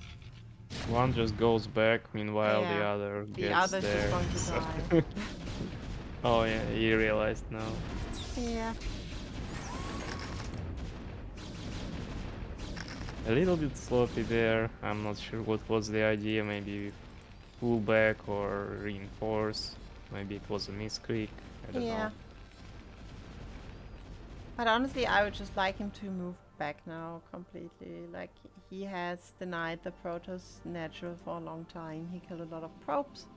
So just move into a natural and do what Terrans do and just macro up. Is now getting up to 3 factories, is building turrets, got 1 in the natural and 1 in the main base. We'll probably get a second one if I'm guessing correctly what this SCV is going to do. That base coming up for Protoss players. And shuttle is getting loaded with zealots, so Djibouti is probably going to try to break the natural a little, or at least like disrupt it. Yeah, we'll see. Just loads those zealots. Yeah, true. Oh, and the observer just died. Engineering base coming up again for the Terran player. Armories coming up for the Terran player, so Exo is just doing what he did the last few games. Very, very solid style. Yeah, vulture speed on the way as well.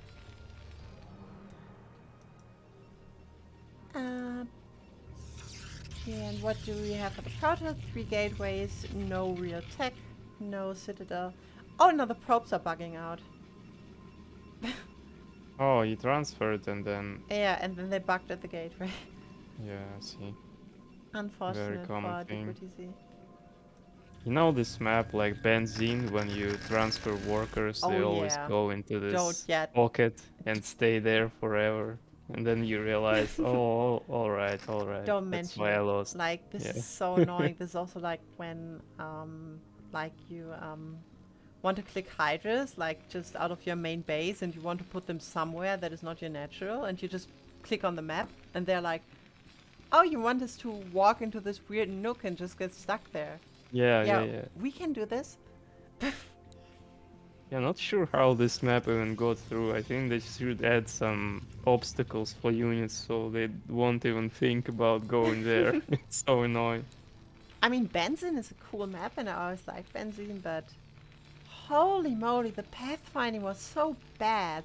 That is like somersault levels of bad. Yeah. Um, Some vultures getting in, seeing there's Oh, no yeah. force. Maybe they all attempt to get through. There is just one pylon, but 2 pylons, I mean... Oh, that wasn't a good wall. Now the vultures are picking up a lot of probes. I think he counted on the Dragoon, but then there's so many Yeah. vultures. So this was nearly all of the probes that we had here. Okay, scrapped it. It was all but one probe. Yeah. Everything dies there. Very Yeah. nice exchange.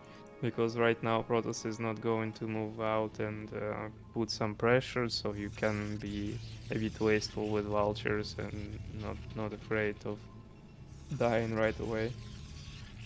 True. And So- again, some probes were bugging out on this gateway, so this building placement wasn't ideal in the end, and I'm not sure how this works. Maybe the pylon makes it so. I don't know. Those 4 gateways, some kind. Yeah. It's a probe trap. So CC's coming up. Tanks are moving across. Exo is secure in an interesting position for a third. Like, I wonder why he doesn't just take the close base. Like, if he's feeling so confident right now that he's saying, okay, if I take this, I can take the third later without much issue. But I would still like for him to play it a bit more safely. But he's up by 10 supply, which is very advantageous for the Terran, of course, because usually you're behind against Protoss, but he's ahead, which shows that he's really in the lead. Yeah. Mm-hmm. This is such a like great supply difference at this stage Yeah. of the game. It's plus 20 supply against Protoss, and you have your 3rd base defended and 4th base as well, because it's like it's defended by default, so you just can put the command center there and saturate it. True. Refineries coming up for a Terran player, missile turrets, supply depot to block a little, all very nice. DestrucToads is now trying to attack here. Oh, that was a big mine on the Zealots. Yeah, he realized that it's no good to go in without the observer. And zealots are fast, they move in, like you need to Yeah. specifically control them to be careful. But I mean, that's like not a lot of tanks that are like securing this position right now, so. But now then Oh, the and mines. placing more mines. Yeah. Yeah. Oh! Both mines connect. It's very, like, it takes effort to clean the mines. It's so nice Yeah. to lay them all the time. Need to be precise even with the observer, because units are stupid and they go in regardless if observer sees mines or not, and sometimes not shooting, taking the hits. And now DestrucToads is deciding to do it from a different angle, is trying to come in from the 12 o'clock position over the ramp, which I think Exo isn't seen yet, and there's only 2 tanks sieged up here, so... Oh, this might go really bad for Exo. Like, he might lose his base because he has nothing set up here, and there's... Yeah, just 1 tank and mines. Yeah. And the VZ went around some mines. It was a bit... Oh yeah, but now I think that he hasn't observed. Yeah, but now the Terran army is descending upon me, and this looks like... I underestimated the power of siege tanks because Exo is just clapping this down, like he's getting at 30 in supply. And yeah, I also think 0-0 upgrades, you know, and Terran is 1 upgrade for the I tank. mean, Protoss usually upgrades really late, so it's not a surprise that the Terran might be up in upgrades, but...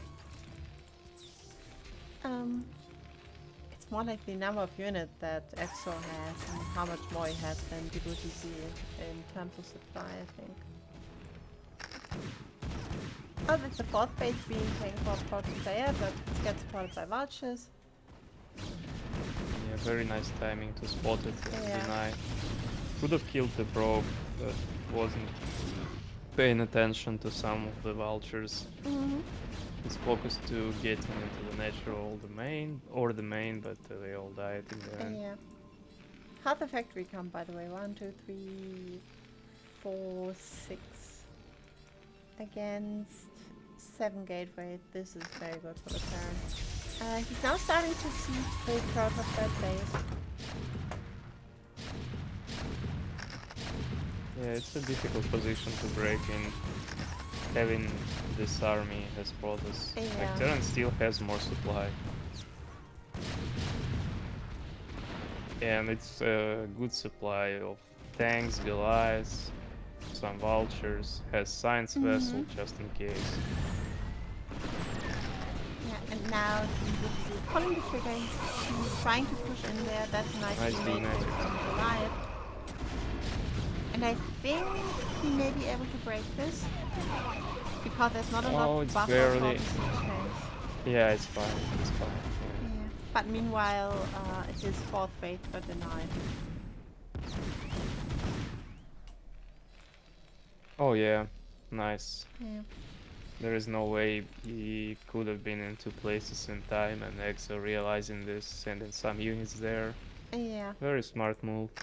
definitely. Though he did lose a lot of siege tanks, so that might come back to bite him later.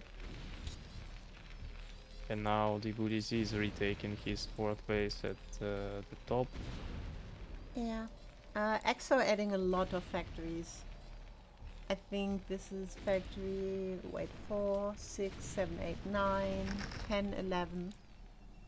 Meanwhile, Djibouti is still on his trusty 7 gateways.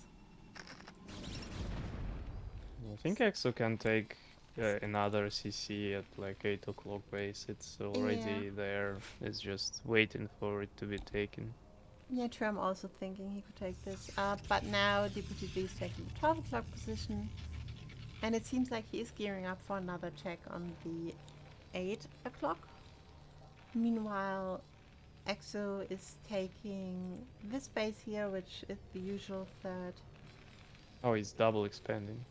Oh yeah, he's also taking the 11 o'clock position. What a guy. Yeah, nice Really decisions brave. throughout the late game. And also keeping some units to deny additional base there for the Protoss at the bottom. Now this is there's the push coming from the Booty Z. Some tanks are in position, a lot of vultures to deny this, and yeah, realizing that it's hard to push into the high ground. Pulling units back. Yeah, it's pulling back a little.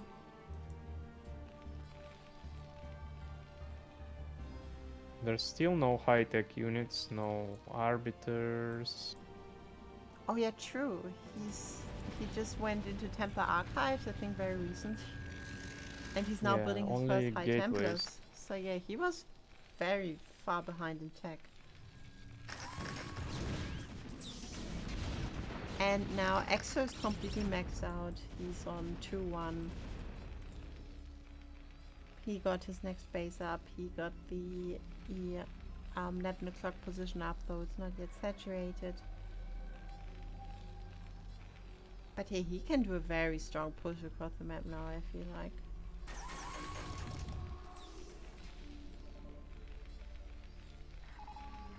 Yes, it's maxed out Terran army. He has 2-1 already. Has everything.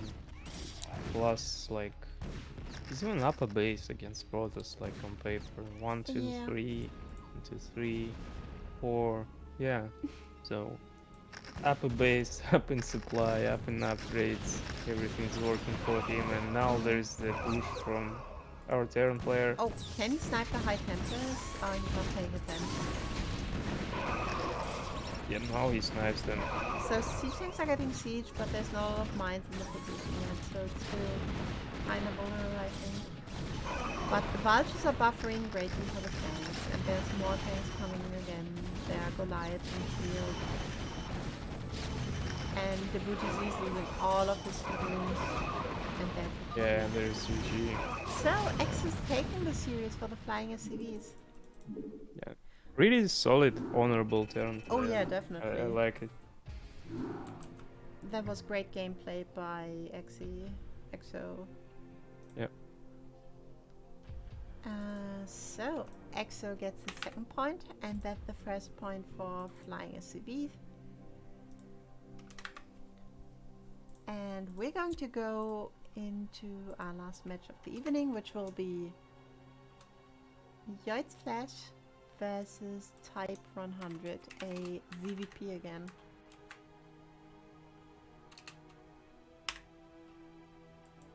I just quickly have to do my little things so that the names are correctly in game and we don't have completely different players.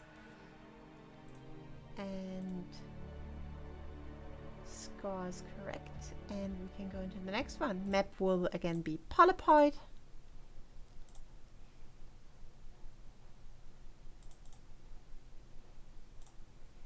And let's see how this is going to go. So ZVP again, I feel like we've seen a lot of ZVPs and we've seen a lot of different styles that people do. Like, it was seldom, I'd say it was seldom very standard. And like everyone did a little bit of what he or she thinks is best. And there is an overlay, by the way. Yeah, no, but I just removed Okay. So There it's is a your delay turn on mine. to do the introduction. Alright, so in the top left-hand corner, in the blue, playing as Protoss, it's Yoit's Flash. And in the top right-hand corner, in the green color, playing as Zerg, it's Type 100. Oh yeah, it was Yoit's Flash. We had this a few weeks ago, where I had the revelation that you actually read it like this. Yeah, and I think we casted him in PvP and never seen his PvC style of play. Wasn't that those really cool PvP games that went completely crazy and of the rockers? Yeah, and Type 100, I also remember that Didn't we cast him pre-season, maybe? Maybe, yeah. But I don't remember how he plays. Yeah, I don't remember either. So Overlord is coming out for him, so he's not going to go some crazy 9-pool build. And that looks like an overpool, so yeah, yes. There's the pool. Meanwhile, Yoit's Flash, that looks like a Forge Expand to me. This is not a gateway because that would be very late. Also getting the first scout, which is really, really nice for him, but in return, Type 100 is going to get the Overlord Scout, so he doesn't have the Drone Scout really, which is nice for a Zerg player. Yeah, very fast scout, sees the pool. We'll see if he's able to deny the hatchery. Looks like he's going to, because There's no resources so far to make the hatchery, and immediately second drones go into the third location. Realizing that, probe is still being annoying, but probe couldn't fight because drone is has Yeah. upper hand and hits. He needs to put a pylon. No? No, Alright. just a hatchery. Okay, so that went okay-ish. I think it was delayed a little bit, but still in an acceptable manner. Fording cannon is coming up. Yeah, one cannon I think is totally fine against this, and there's the Nexus. Against overpull, you're fine with one cannon, usually. Yeah. Type 100 is now going to place a third hatchery. Hasn't taken his gas yet, so that's a very late gas. Yeah, now he should take it. I mean, you place third, you immediately go for the gas. Yeah, now he goes for it. Yeah. I mean, usually you do it even before placing your third. Yeah, The or gas sometimes should, like, before if you count on catching the Corsair, yeah. Like, your gas, if you really want to be safe and you don't want to lose an overlord, place it between like 232 and 237 against Forge Expand. Yeah, I was just wondering because he placed third and then did drone instead of gas, I think. And then goes for the gas. That's why. I mean, this looks like, to me, this looks like he wants to go spireless, but I'm always wrong because I'm the only one who thinks about timings, it seems. So might as well go into Spire. Yeah. Overlord from Type 100 is in the base of Yo, it's Flash, seeing things, and he will be able to see the cybernetic score, timing, and decide how to adjust his own build based on that. And there's Hydra, oh my god. Yeah, never mind this gas. I'm such a genius when people actually play smart and do what they're supposed to do. I'm sounding like Artosis now. So, let's see what we got. Yes, Cybercross coming up. Stargate is going to come up right next. Hydra speed is going up for the Zerg, so we're going to see the Hydra push. On 973 probably. Yeah, and this is going to work, I think, because Probe is not on the map. There is a Zealot. It can be killed by those 4 links. And oh, there's the Probe. That's nice. That's nice. Maybe it can confirm something at least.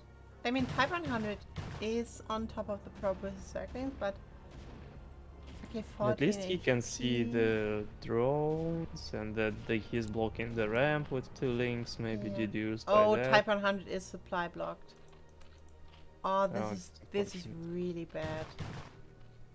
Yeah, it sees the ramp is blocked still with 2 links. Why else would you block if you go for layer? I mean, just because you want your opponent to think that you're going Hydra. Yeah, maybe. But, I mean, I mean, if I can block the probe, I block the probe. Doesn't matter if I go 973. Like, if the Protoss doesn't know, then the Protoss has to place an extra cannon. Which isn't a gateway, which is always nice if you force into it. Yeah, it makes sense. Especially they play in like tier 1 and this is the thing. Lower level, lower tiers can skip the blocking ramp part or be not that careful about the probe scout. Yeah, so Hydras are now moving across. Yode's Flash is going to see the den. We're probably going to see a reaction. Yeah, he needs to add cannons there. Yeah. There's just 2. Oh, does he want to build the cannons on the high ground? Like, look at the pylon placement. Oh yeah, I think they can shoot from the high ground. And without vision, it's pretty hard to break them. Yeah. But okay, no, but he built them on the low ground. Okay. There should be somewhere. Oh, there's the Corsair United, okay. Killed. So Gateway is going to fall, but much more importantly, is the Forge going to fall and will the +1 be denied? Because that would be huge. Yeah, Forge is probably going to get denied as well, so that's not +1 attack for the Protoss, which as I said is pretty big. Meanwhile, Type 100 is already transitioning. May lose an awful lot on the base, but I don't think so. If Type 100 is moving his Hydras, yeah. Evo Chamber got built. Hatchery in the third is already up, so very Yeah, it's quickly nice. transitioning away. This is a 6th hatchery, so also very big on the hatchery count. Great play by Type 100 up to this Yeah. point. He's not overextending, didn't build tons of Hydras, and forced enough cannons for it to be worthwhile. Killed front buildings as well, gateway and the forge. So yeah, now safely transitioning into drones.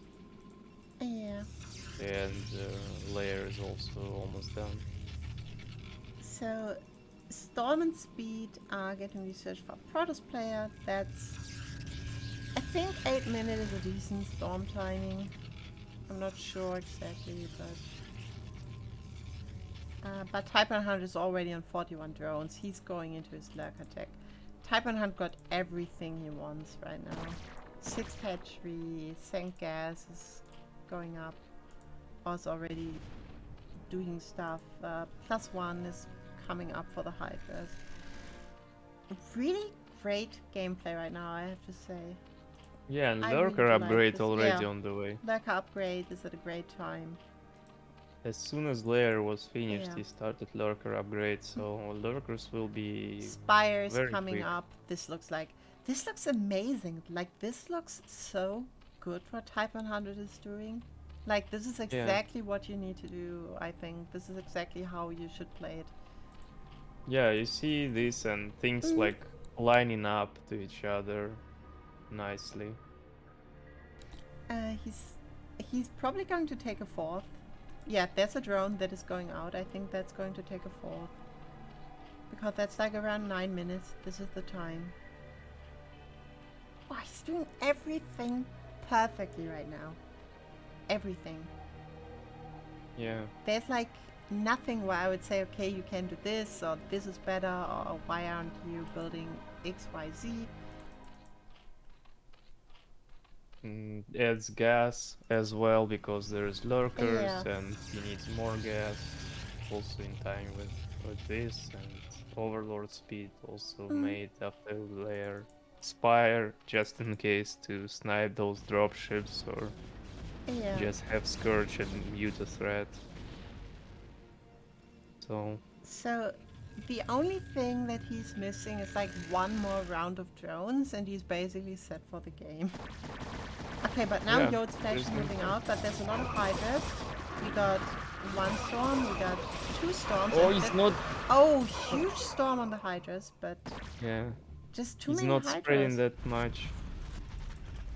Yeah, but there's just too many Hydras. Yeah, he couldn't move out, and the longer Yode's Flash waits for the move out, the more lurkers will come there and Yeah, burrow and contain him, and this is looking yeah. really bad for the Protoss already. And by the way, Yode's Flash gate count is super low. It's like 5 gates. You expand on 6 gates. If you want to go for a timing attack, you go 8 gates. So he really needs to like build a third, or I would say just go 9 gate now, because you know you're contained, you won't get out. Yeah, and you can see from his resource Yeah. count that he's unable to spend it as well, even with those lower like gateway count. He has the resources to add more, and he's gonna be on 2 base for quite a while because he Yeah. needs robo, he needs observers to move out, and he needs to. Oh, what is this upgrade? Observer vision or its speed? This I'm not is sure. observer side range. Side range, yeah, okay. It's range. Is it common Yeah. to do it? I don't know. I think you'd rather go speed first, but I'm not a Protoss player, so yeah. Eva Chamber in Queen's Nest is now coming up for Type 100. And he's now building a round of drones. So there's that too. He's really getting set for this game. Like there's, honestly, I'm going to say this right now. There's no way he's going to lose. No way. He's playing way too good to lose. He's doing everything perfectly. Yeah, This is an I excellent would agree. game. If I would need to bet, like right now, my real money, who wins this game, I will bet any amount on Type 100. Yosef now going into Reavers, which is probably a way that you can break the contain, but as I said, like, Type 100 is so far ahead, like he's even up 30 supply against the Protoss. Yeah, it's almost like it looks broken, like from the Yeah, product perspective. You yeah. can balance wine against that, you know, it's just, what do you do? How do you counter that? They just sit there, contain you, and expand behind, and Zerg Yeah. is everywhere, you know, it's just impossible.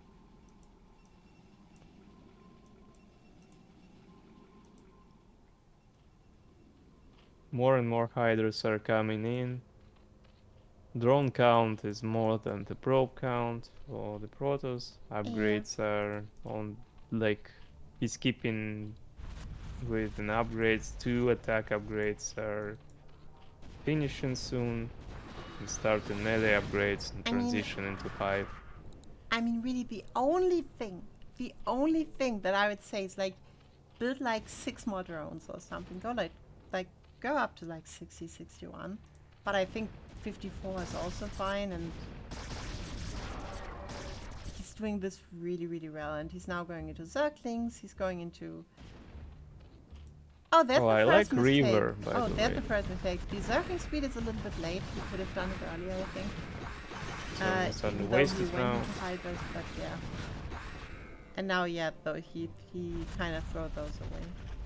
Yeah, I like Reaver play because you waste so many storms on those lurkers to Yeah. break the contain, but Reaver can shoot from the distance and kill lurkers with 2 shots. Yeah, but now the Hydras are coming for the sniper, I think.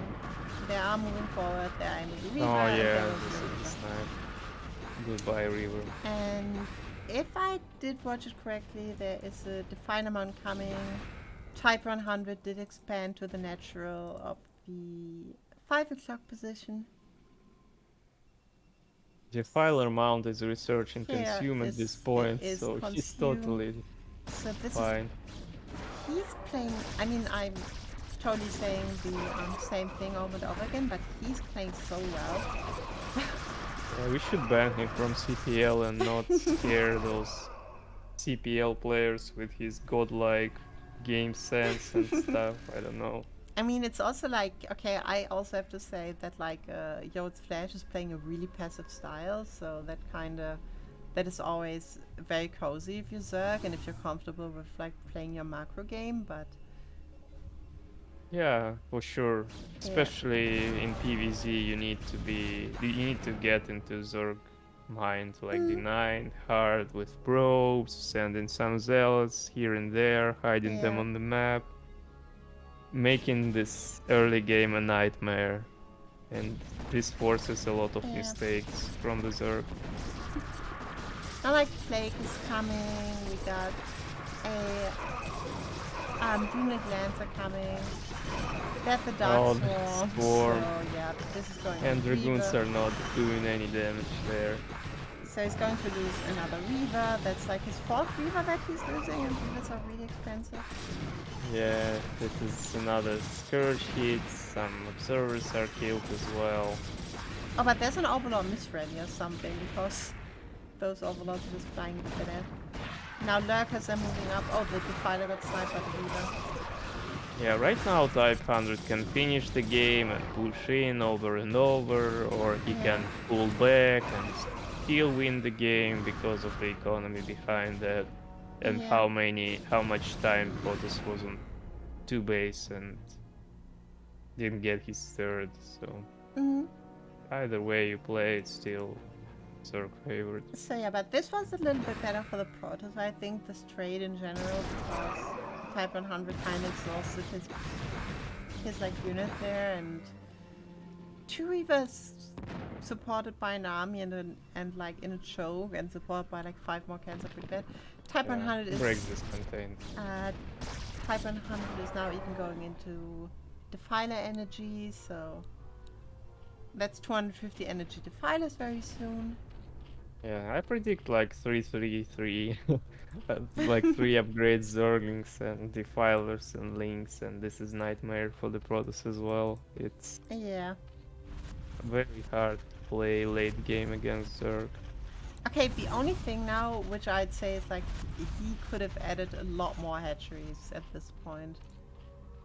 He's a little bit low on the hatchery count. And don't tell me he's going to lose this because he's low on hatcheries. I thought that would be really frustrating to see. If he loses now to this push, I don't know, I quit this game Yeah, forever, just probably. uninstall Doodle.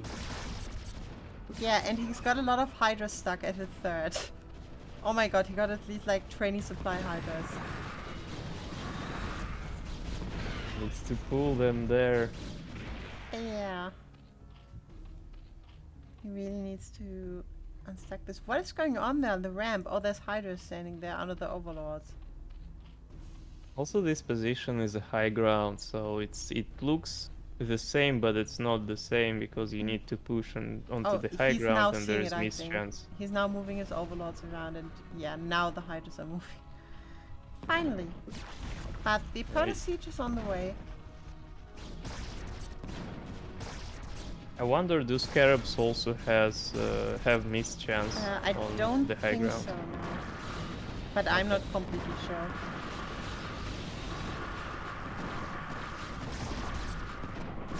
Anyway, all other units have mischance against those Zergers. That was a big plague on the Protoss forces. Yeah, huge plague. And now now there's he's just- moving in. Yeah, just too many units, just too much stuff. Doesn't care about the high ground anymore, just wants to kill this out and just be over with that. Now there's like Discouraged in the shuttle. 10 more pairs of circles coming. Rivers stay strong still. Just one left. Yeah, but this one is going to die. Hero River and the Archon, but they all going to die. Yeah. Yeah, now Yode's Flash is on 62 supply. He's completely mined out at both his bases. He doesn't have an expansion coming up. So yeah, I think this is over. Also, may I just say Type 100 is scouting all the bases? Oh yeah, Look at this. He has like perfect eyes vision. everywhere. You can't take a Yeah. base without him knowing. And this is great because it's the only way that people come back. Yeah. And they ninja base somewhere and you think they are mined out, but they have like bottom of the map taken or something crazy like that. And Yeah. you scout it late, there are a bunch of cannons, you cannot break it, and that's it. Yeah, you scout exactly like 5 seconds late, and then it's like Protoss, because Protoss is like, yeah, I have one probe there, so let me just build a Yeah, whole one base probe in is like just- 1 second, please. All you need, yeah. Yeah. And now there's Dark Swarm coming on the natural. There's still Reavers holding strong.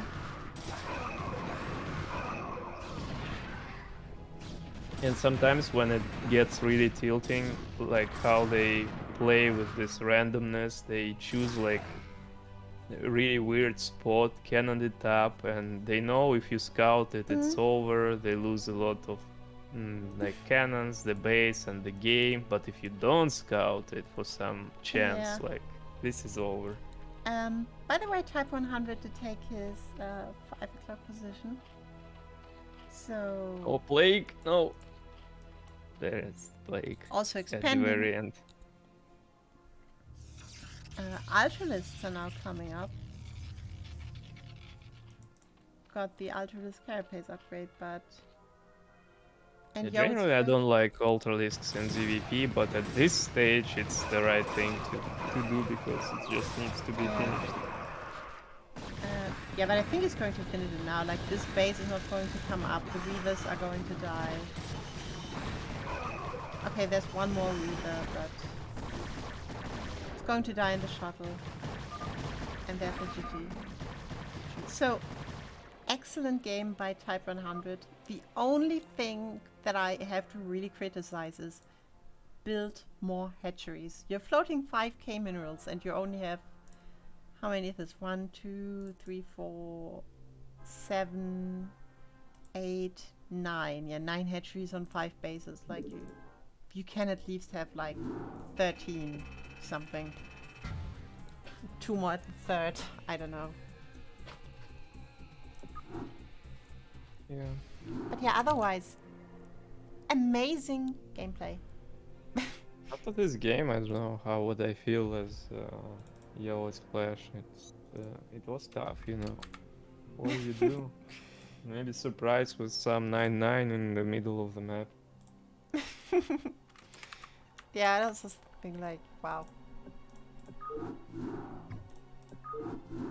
So we're going But that to would be expected, right? Because it's like you you lost. It's expected for you to cheese or do something crazy. So it still won't work. I don't know. Yeah, so last map of the evening is going to be Ascension. And I think it's my turn to the introduction, right? You did the last one because we had a 3-match series, so we changed order. Yeah, I think so. Yeah. So, I'm too tired to do the proper math on that. in the 12 o'clock position, in the color green, playing a Zerg, playing for flying SCVs, we have Type 100. And in the 5 o'clock position, in the color olive, playing as Protoss, playing for DestrucToads, we have Yode's Flash from Ego. And yeah, I'm pretty tired too.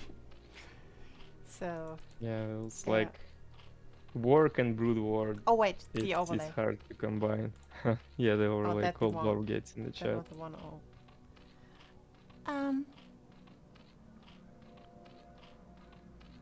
Yeah, people. I did see that I have an old woman is no D-train, please.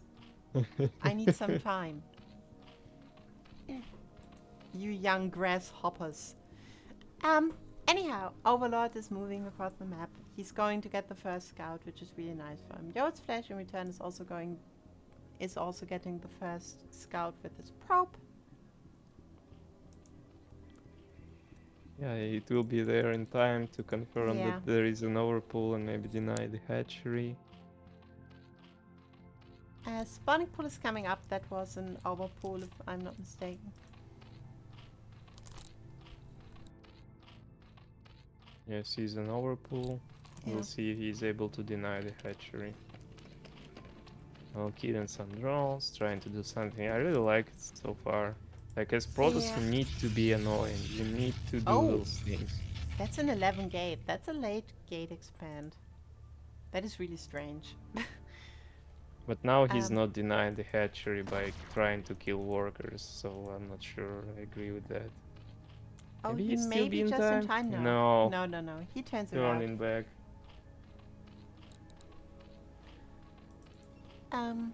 Yeah, so spawning pod is coming up. Type 100 is seeing the gateway, and he should also notice, okay, this is late.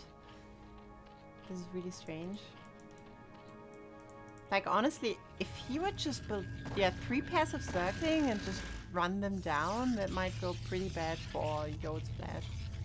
Yeah, and drone just killed this probe, which you're trying to attack drones as usual. So yeah, and it's not ideal, I think, this type of harassment. You need to do it and then switch back into the natural to deny it, place pylon, maybe go back into the main and to the third, deny there as well. You know, true. Just the Protoss things. And by having this passive style of play, Zerg feels really comfortable. So, gas is late again, so this should again be no Spire gameplay from Type 100. Maybe he's going into Hydras again. Or he's going into 5 hatch and then into Hydras and Oh, this is dicey. Just Yeah, don't yeah. want zealot. No. I told you, this gateway was way too late, so if you just build 6 Zerglings, that should be pretty bad. Yeah, moving the zealot was a mistake for sure. And now those Zerglings are in. Yeah, I mean, he had to move the Zealot, otherwise he loses his Forge. Yeah, but But it takes some time yeah, to kill it. I Maybe mean- could have waited for the second. this is still going okay. Like, this could have gone much worse if, like, Yeah.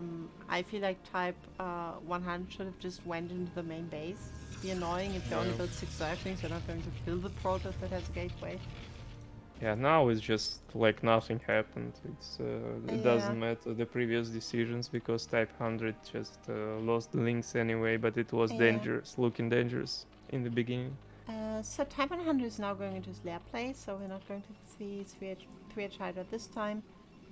But I just realized that I think if the cybernetics correlate,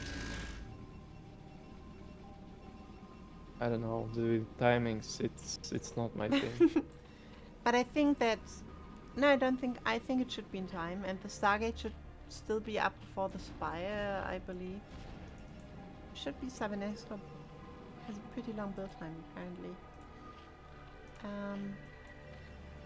There are a lot of zealots Yeah, though there's this 4 time. zealots, yeah, because you went gate first.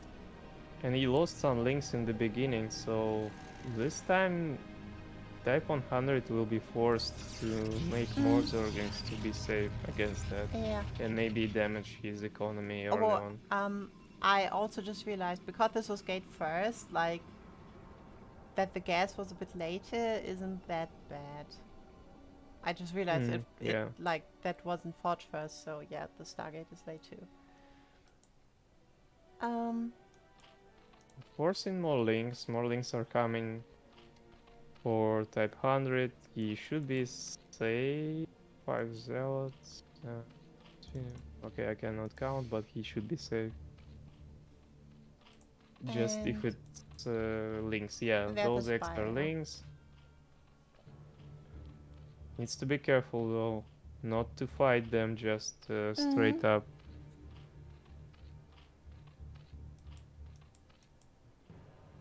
Oh, those drones. He has links in the main, yeah. With those links from the main, Yeah. he should defend. Yeah, this is fine. He's going to defend. All of the zealots are going to die. This is also pretty annoying for the Protoss, because that means that you're not going to do anything in the next minutes. Yeah. There's like not going to be some 7:30 push or something. Like, I would have just pushed up to the Zerg base and then went back with my zealots, because I Yeah, need the Zerg. ideally you go back. You see Yeah. those links and like, okay, I did enough damage. Going back.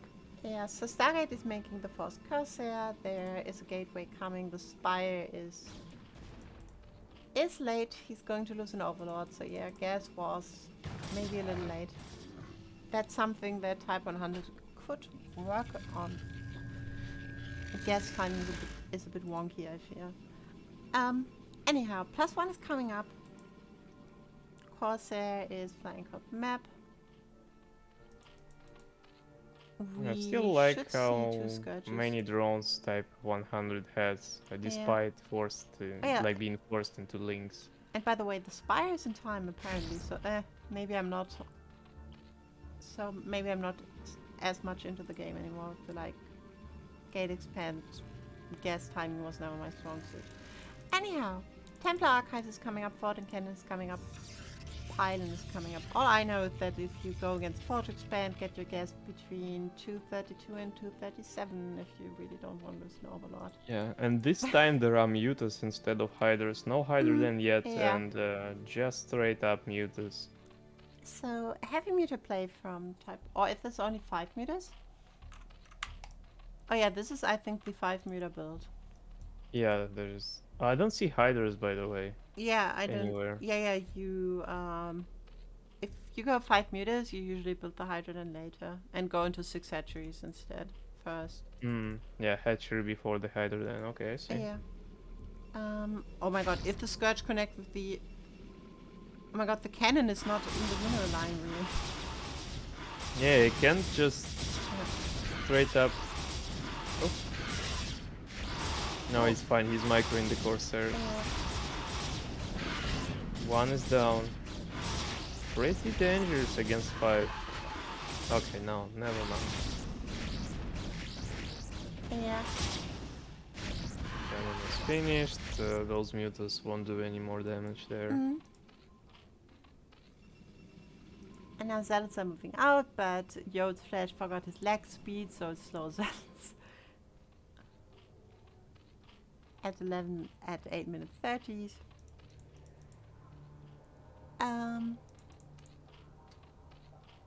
The game is still. Now we're going into a more quiet phase again because the Protoss player is a bit slow in its tech, and Type 100 is going for a more economically minded build with the Mutalisk and the 6-hatch. Yeah, he just droned like crazy. Yeah, he made a round of drones, and yeah. now he's up in workers. Still no. Oh, was the supply Hydra. blocked for a bit? And now he's going to a lot of circlings, interestingly enough. Like, he should... Okay, that's a Hydrogen. I was just going to say, like, the Hydrogen should still come, like, any second now.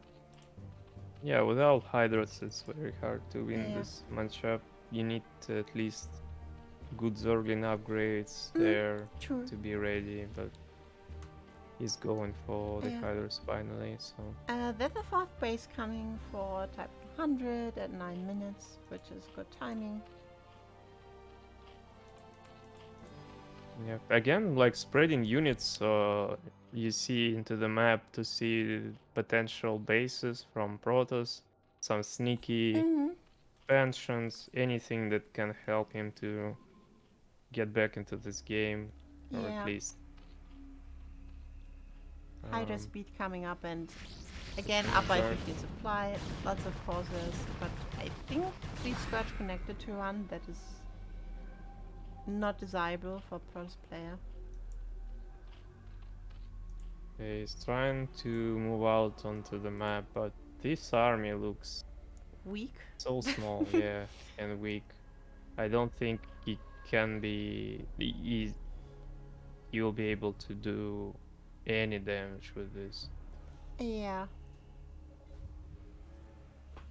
There's just Zerglings, which has no upgrades, and yeah, I don't like this. I mean, I think he's just trying to buy a bit of time to build more Sunks and Hydras. Oh, maybe that's why, yeah.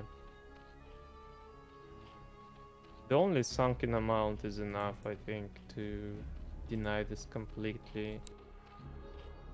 And he always left in scout for freshly made base. And there comes the Scourge from the... Oh, but that's Great Storm. Yeah, all the mutants died to Storm. Yeah, and I think it also caught a lot of the Scourge. Yeah, it's looking closer than I thought. But those hiders are coming in, and what else do we have? Nothing. Zealots. And the big problem for Yode's Flash, again, he's very low on gateway. He has 4 gateways at 11 minutes. Yeah, and again, having those resources when attacking and unable to spend because of the gateway count. And no third. Meanwhile, Type 100 is now getting up his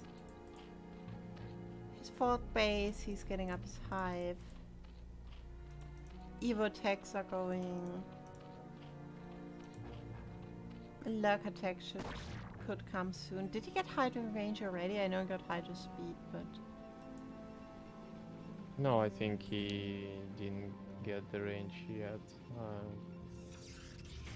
I'm not sure, but it's not enough time because Hydra then was so late into this game. Well, we'll see if Hydra start attacking for sure. And there's Lurker tech, so I guess he like already got Hydra range. Hive is nearly finished, so that's when we're going to see Adrenal Glands. Cannon is going to die because he needs to make some space to get out of space. Yeah, again, Type 100 looking very like confident in this game as well, and getting ahead in every sense. So maybe a bit of mismatch between those two. I'm not sure, but it's again looking into is your favorite game from the start? That the Defiler mount again. Sunks are coming up to defend. It's fourth base. 54 drones. Third evolution chamber.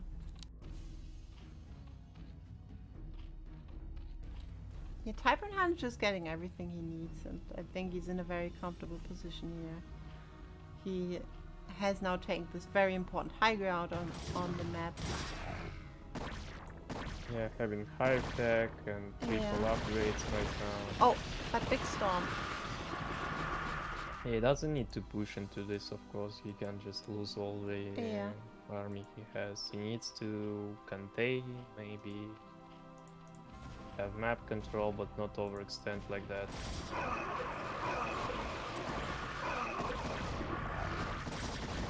But great storms from your dash and can kind of fight back against this hyper push.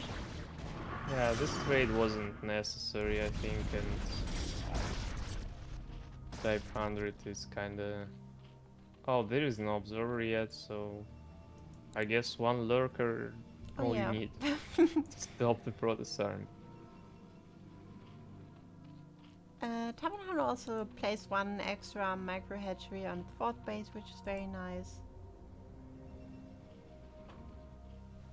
Bring over his overlords to detect against incoming DTs, or just maybe rallying them in the wrong position. I don't know. Reinforcing with some more lurkers and establishing the campaign for the rest of the game, I think. Yeah.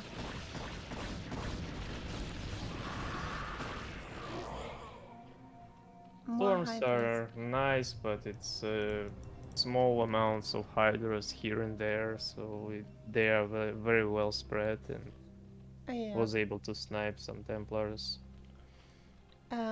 Consume just finished. Now it's time for Darkstorm for the Defilers, though we don't have a Defiler out yet, so I'd like to see one or two.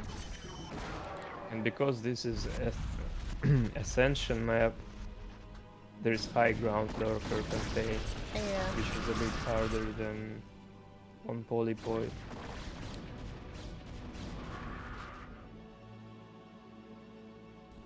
I mean, he could just break out toward the little choke and then take his third in front of his base.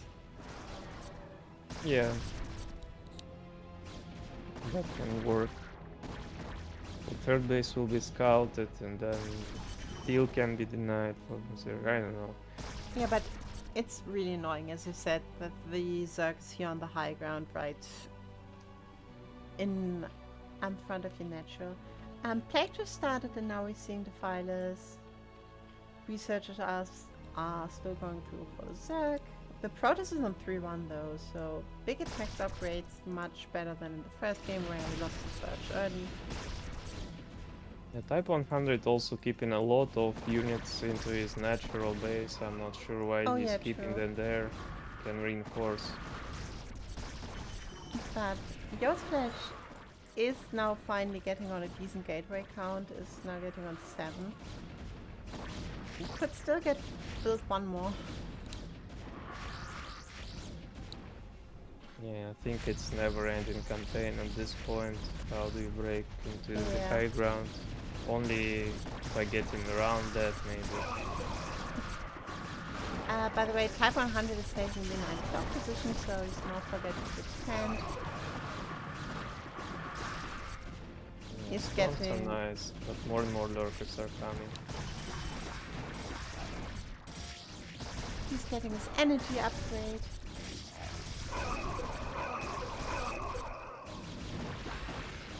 Feels bad for the Protoss. Like, you need 2 storms to kill 1 lurker if they spread, and Templar count is pretty low at this point. You already passed the time when you should expand into your third, so main and natural will be soon running out of minerals. Yeah.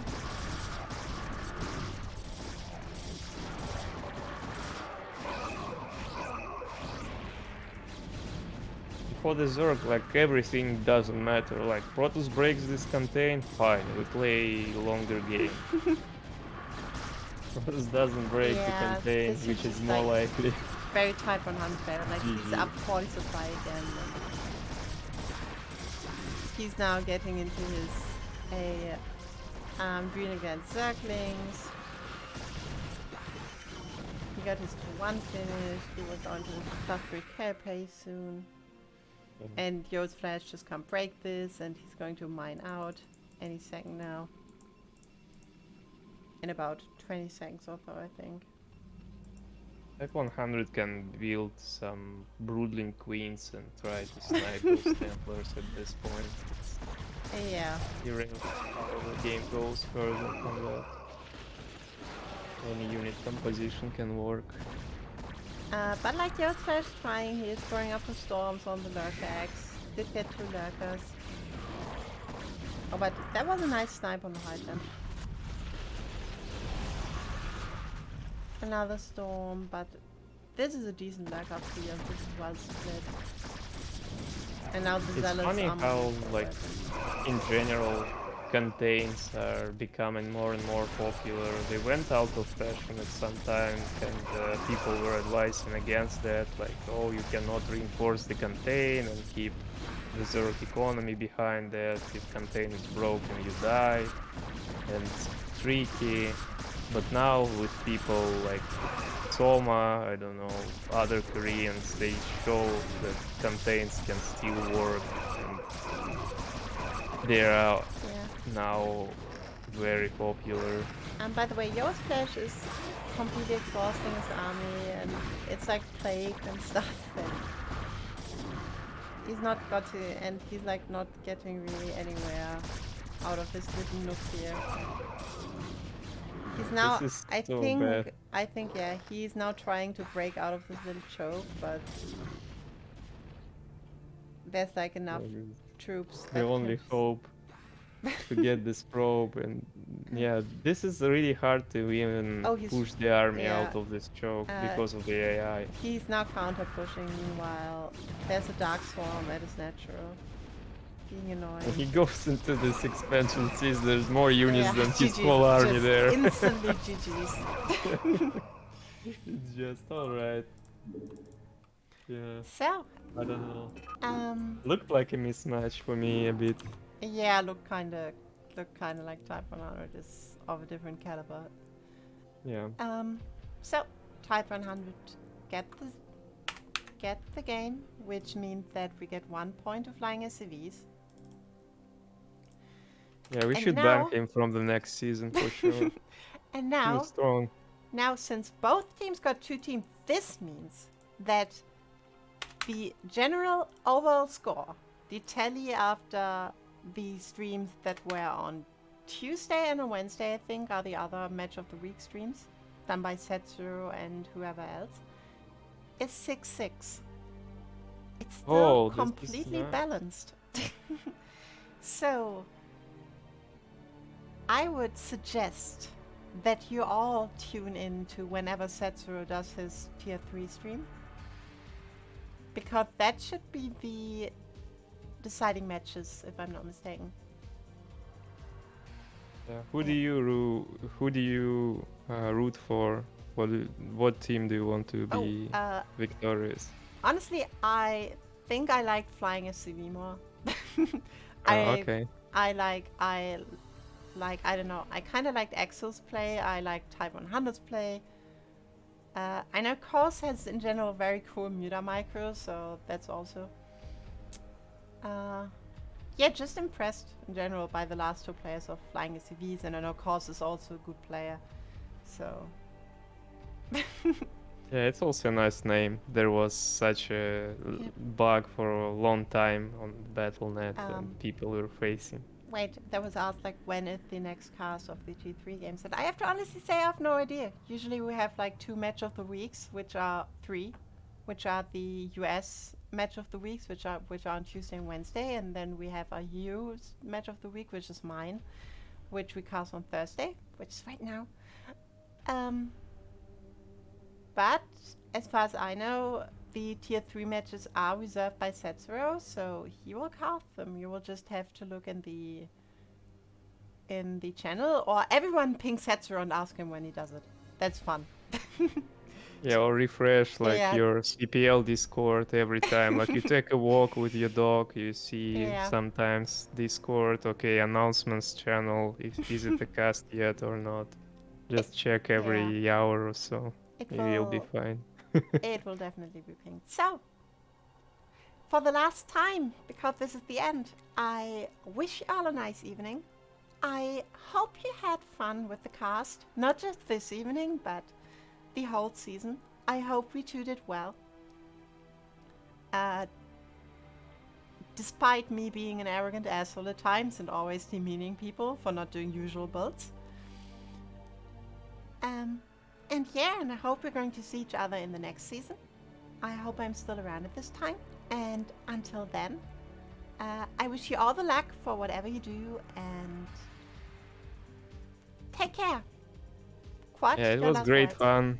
fun casting this season. So thank you guys for tuning in into the cast, supporting us in chat, giving some tips and reminding to switch the overlay and stuff like that. So keep doing that. Keep being nice community and stay with CPL. Stay strong, and don't forget to check your supply count because you're getting supply blocked all the time. So yeah. Well, and with those nice closing words, goodbye everyone. See you soon. Ta-ta. Thank you. Bye.